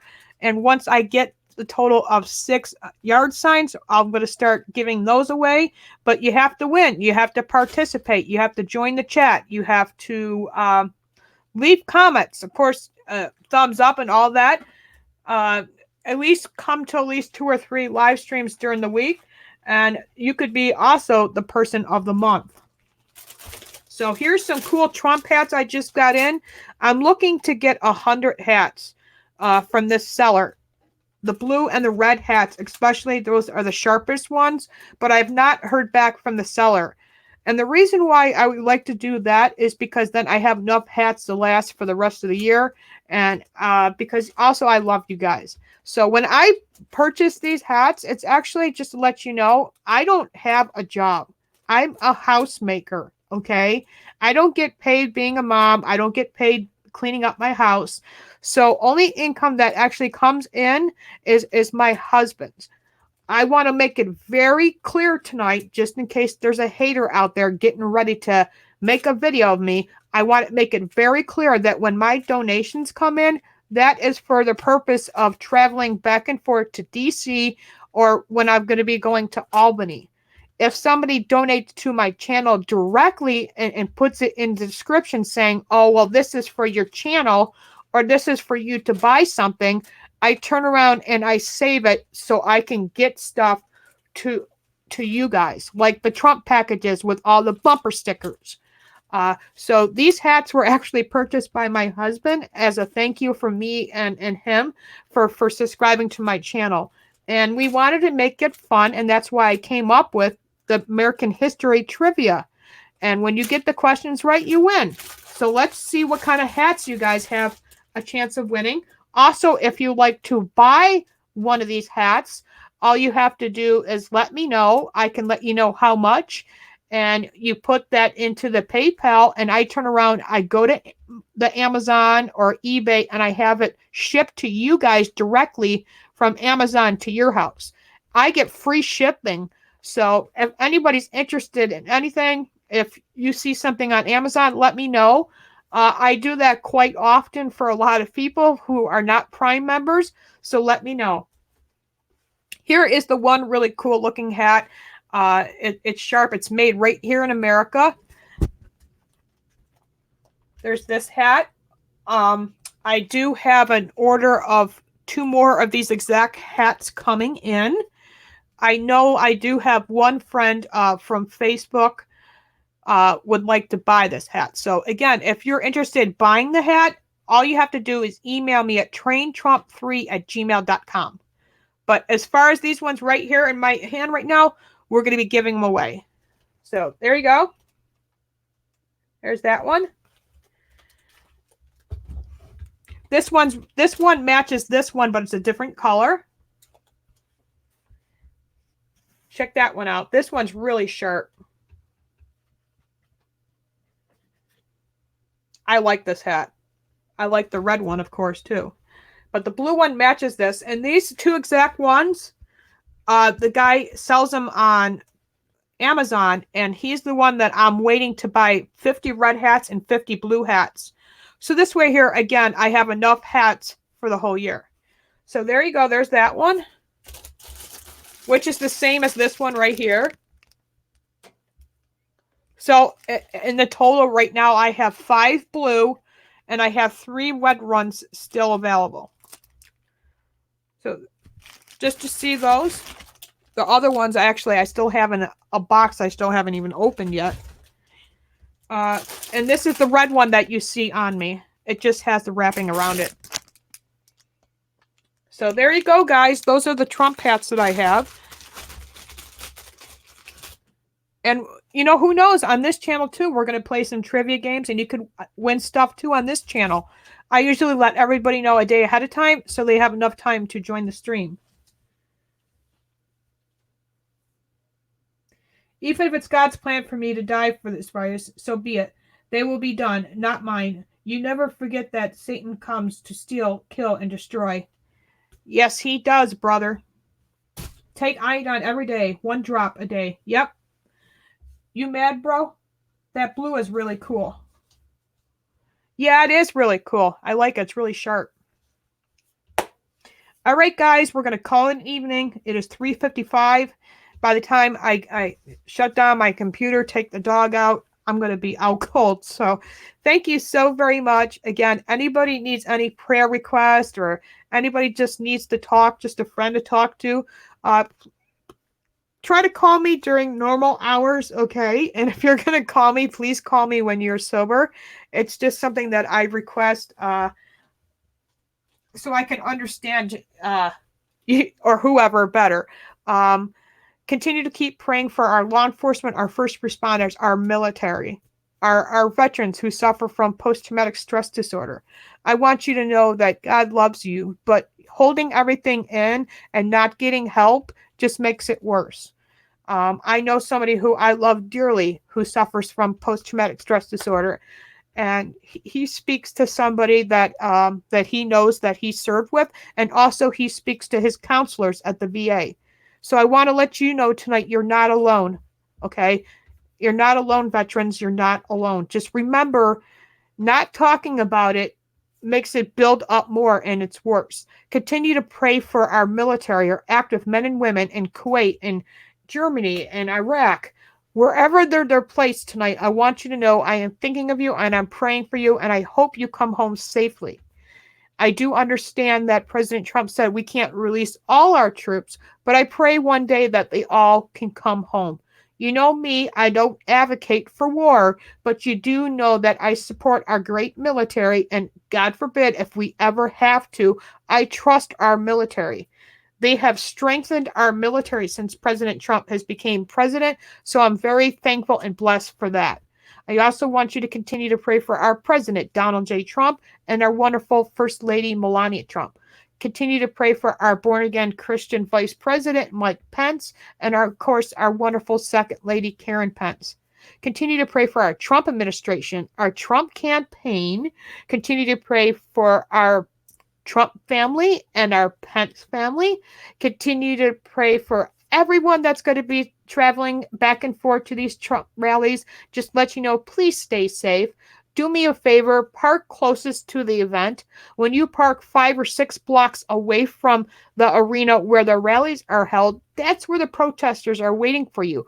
I hate to see you get in fights or get in trouble or even get hurt. If your family is traveling with you, such as children, keep them close to you. Remember, just because Trump leaves the building doesn't mean everybody in that building has to get out. They have time to, they have to clean out the place and stuff like that. The agents have to make sure everything that President Trump travels with on the plane is all taken care of. So don't just rush out of there. Stay inside the building if you feel that's safe. But like I said, please be aware of your surroundings. If somebody tries to cause trouble, try not to cause violence back, because that's not the answer. But don't let somebody insult your girlfriend by punching her in the back of the head. I've seen a video where this guy just stood there and allowed this person to insult his girlfriend. I was just fabricated. I was floored and mad that that guy just let these people physically assault his girlfriend. I'm not saying be one of those persons and just do nothing. Absolutely not. But try not to provoke. More than likely, like I said, when you park closest to these Trump rallies, you're going to be okay. Continue also tonight, as I say on my channel, continue to pray for all the unborn babies. We're seeing in New York City, like I talked about earlier on my stream, there's more black babies being murdered by abortion than being born. More babies are being killed by abortion than any gun violence in this state. More Hispanic and black babies are being murdered in New York City than they're being born. And it's a fact that there's more abortions than there's any gun violence in this state. More children have been aborted than school shootings. That's a fact. Even gang violence, when they shoot each other, there's still more babies being aborted than that. So to sit there and have these Democrats sit there and say, oh, they're so worried about gun violence. No, hypocrites. What about the children and the babies being brutally murdered? And for what? For what? Half the reasons these women are manipulated and forced into abortion. I want you to know tonight you are not alone. Please, if you need any help, go to my channel directly, and there are some very important phone numbers that you can call. Also, continue to pray for those women who've been through abortion. I know how much pain it brings. I know how much emotional pain it brings. You are not alone. Believe you me, God loves you. But for forgiveness to happen, you have to forgive yourself. Love yourself. Ask God to help you through this process. He will forgive you. Believe you me, I've shared my story about abortion. I went to pro-life rallies and heard other women share their stories. When we share our stories, it makes a difference. And I've had enough hatred come at me just about that, saying, how could I kill my own baby? Believe you me, I regretted it. Believe you me, it ate me up for alive. Some women end up committing suicide because of it, or attempt suicide. So pray for those who are going through that pain right now. I love each and every one of you, brothers and sisters. When I say that I love you, it's a Christian love. It's not a boy-girlfriend love. It's not a flirtatious love. It's a brother and sister love. Because that's what Christ told us to do, is to love one another. Thank you for supporting Wizard. Thank you, everyone, for earlier understanding what was going on in the chat. Thank you for understanding that I'm just ignoring it because I'm not involved in any of it. I will speak to that one person directly, and I will try to fix that situation. As far as I say, I respect everybody, and I love everybody. I don't hate anybody. Everybody is welcome here to this channel. But Wizard has one rule, just like I have rules on my channel. Do not be a dick. All right? Thank you very much. Thank you so very much. Oh, thank you, Bruce. And that's exactly right. You know, we have to choose our words better. I've been there, buddy. I've been on that boat. We all sometimes have to choose our words better. You know, but sometimes you have to remember, Bruce, and I understand this. I understand it because you do, you know, you are a veteran and you have openly admitted about the post-traumatic stress disorder.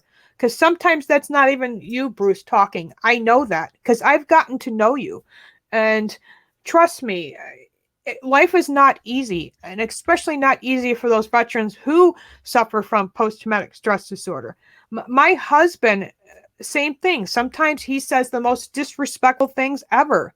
But then an hour later, he's just his normal, loving self. And I understand sometimes that you don't mean to. But always remember, when we do use words that hurt others, let them know you're sorry. Apologize to them. You know, because that is the most honest thing you could do. Thank you, Carpenter, for joining me earlier. Dallas, thank you for being here. Thank you, Crow Minion. Thank you, everybody. Tanya, Buffalo Bills, Easton, thank you for being here. Matt, nice to meet you. I hope to get to know you guys even more. Again, I am Pro-Life Warrior. Please check me out on YouTube. I'm also on Twitter. You can find me there. I am Pro-Life Warriors on Twitter. God bless each and every one. May the good Lord keep you and bless you. Again, please, if you feel like you need a good spiritual revealing, if you want to share testimonies, if you need prayer requests, join me at 9 o'clock p.m. and I'll finish here. Join me at 9 o'clock p.m. for Bible study. Renee Thomas. She has a YouTube channel. I hope to see you for Bible study because sometimes us, when we hear the good Lord and hear the message, it makes us feel better. And everyone is welcome to Renee Thomas's channel, as of mine and Wizards. God bless each and every one. Again, may the good Lord keep you and bless you. And we're going to call it a night. Good night, Patriots.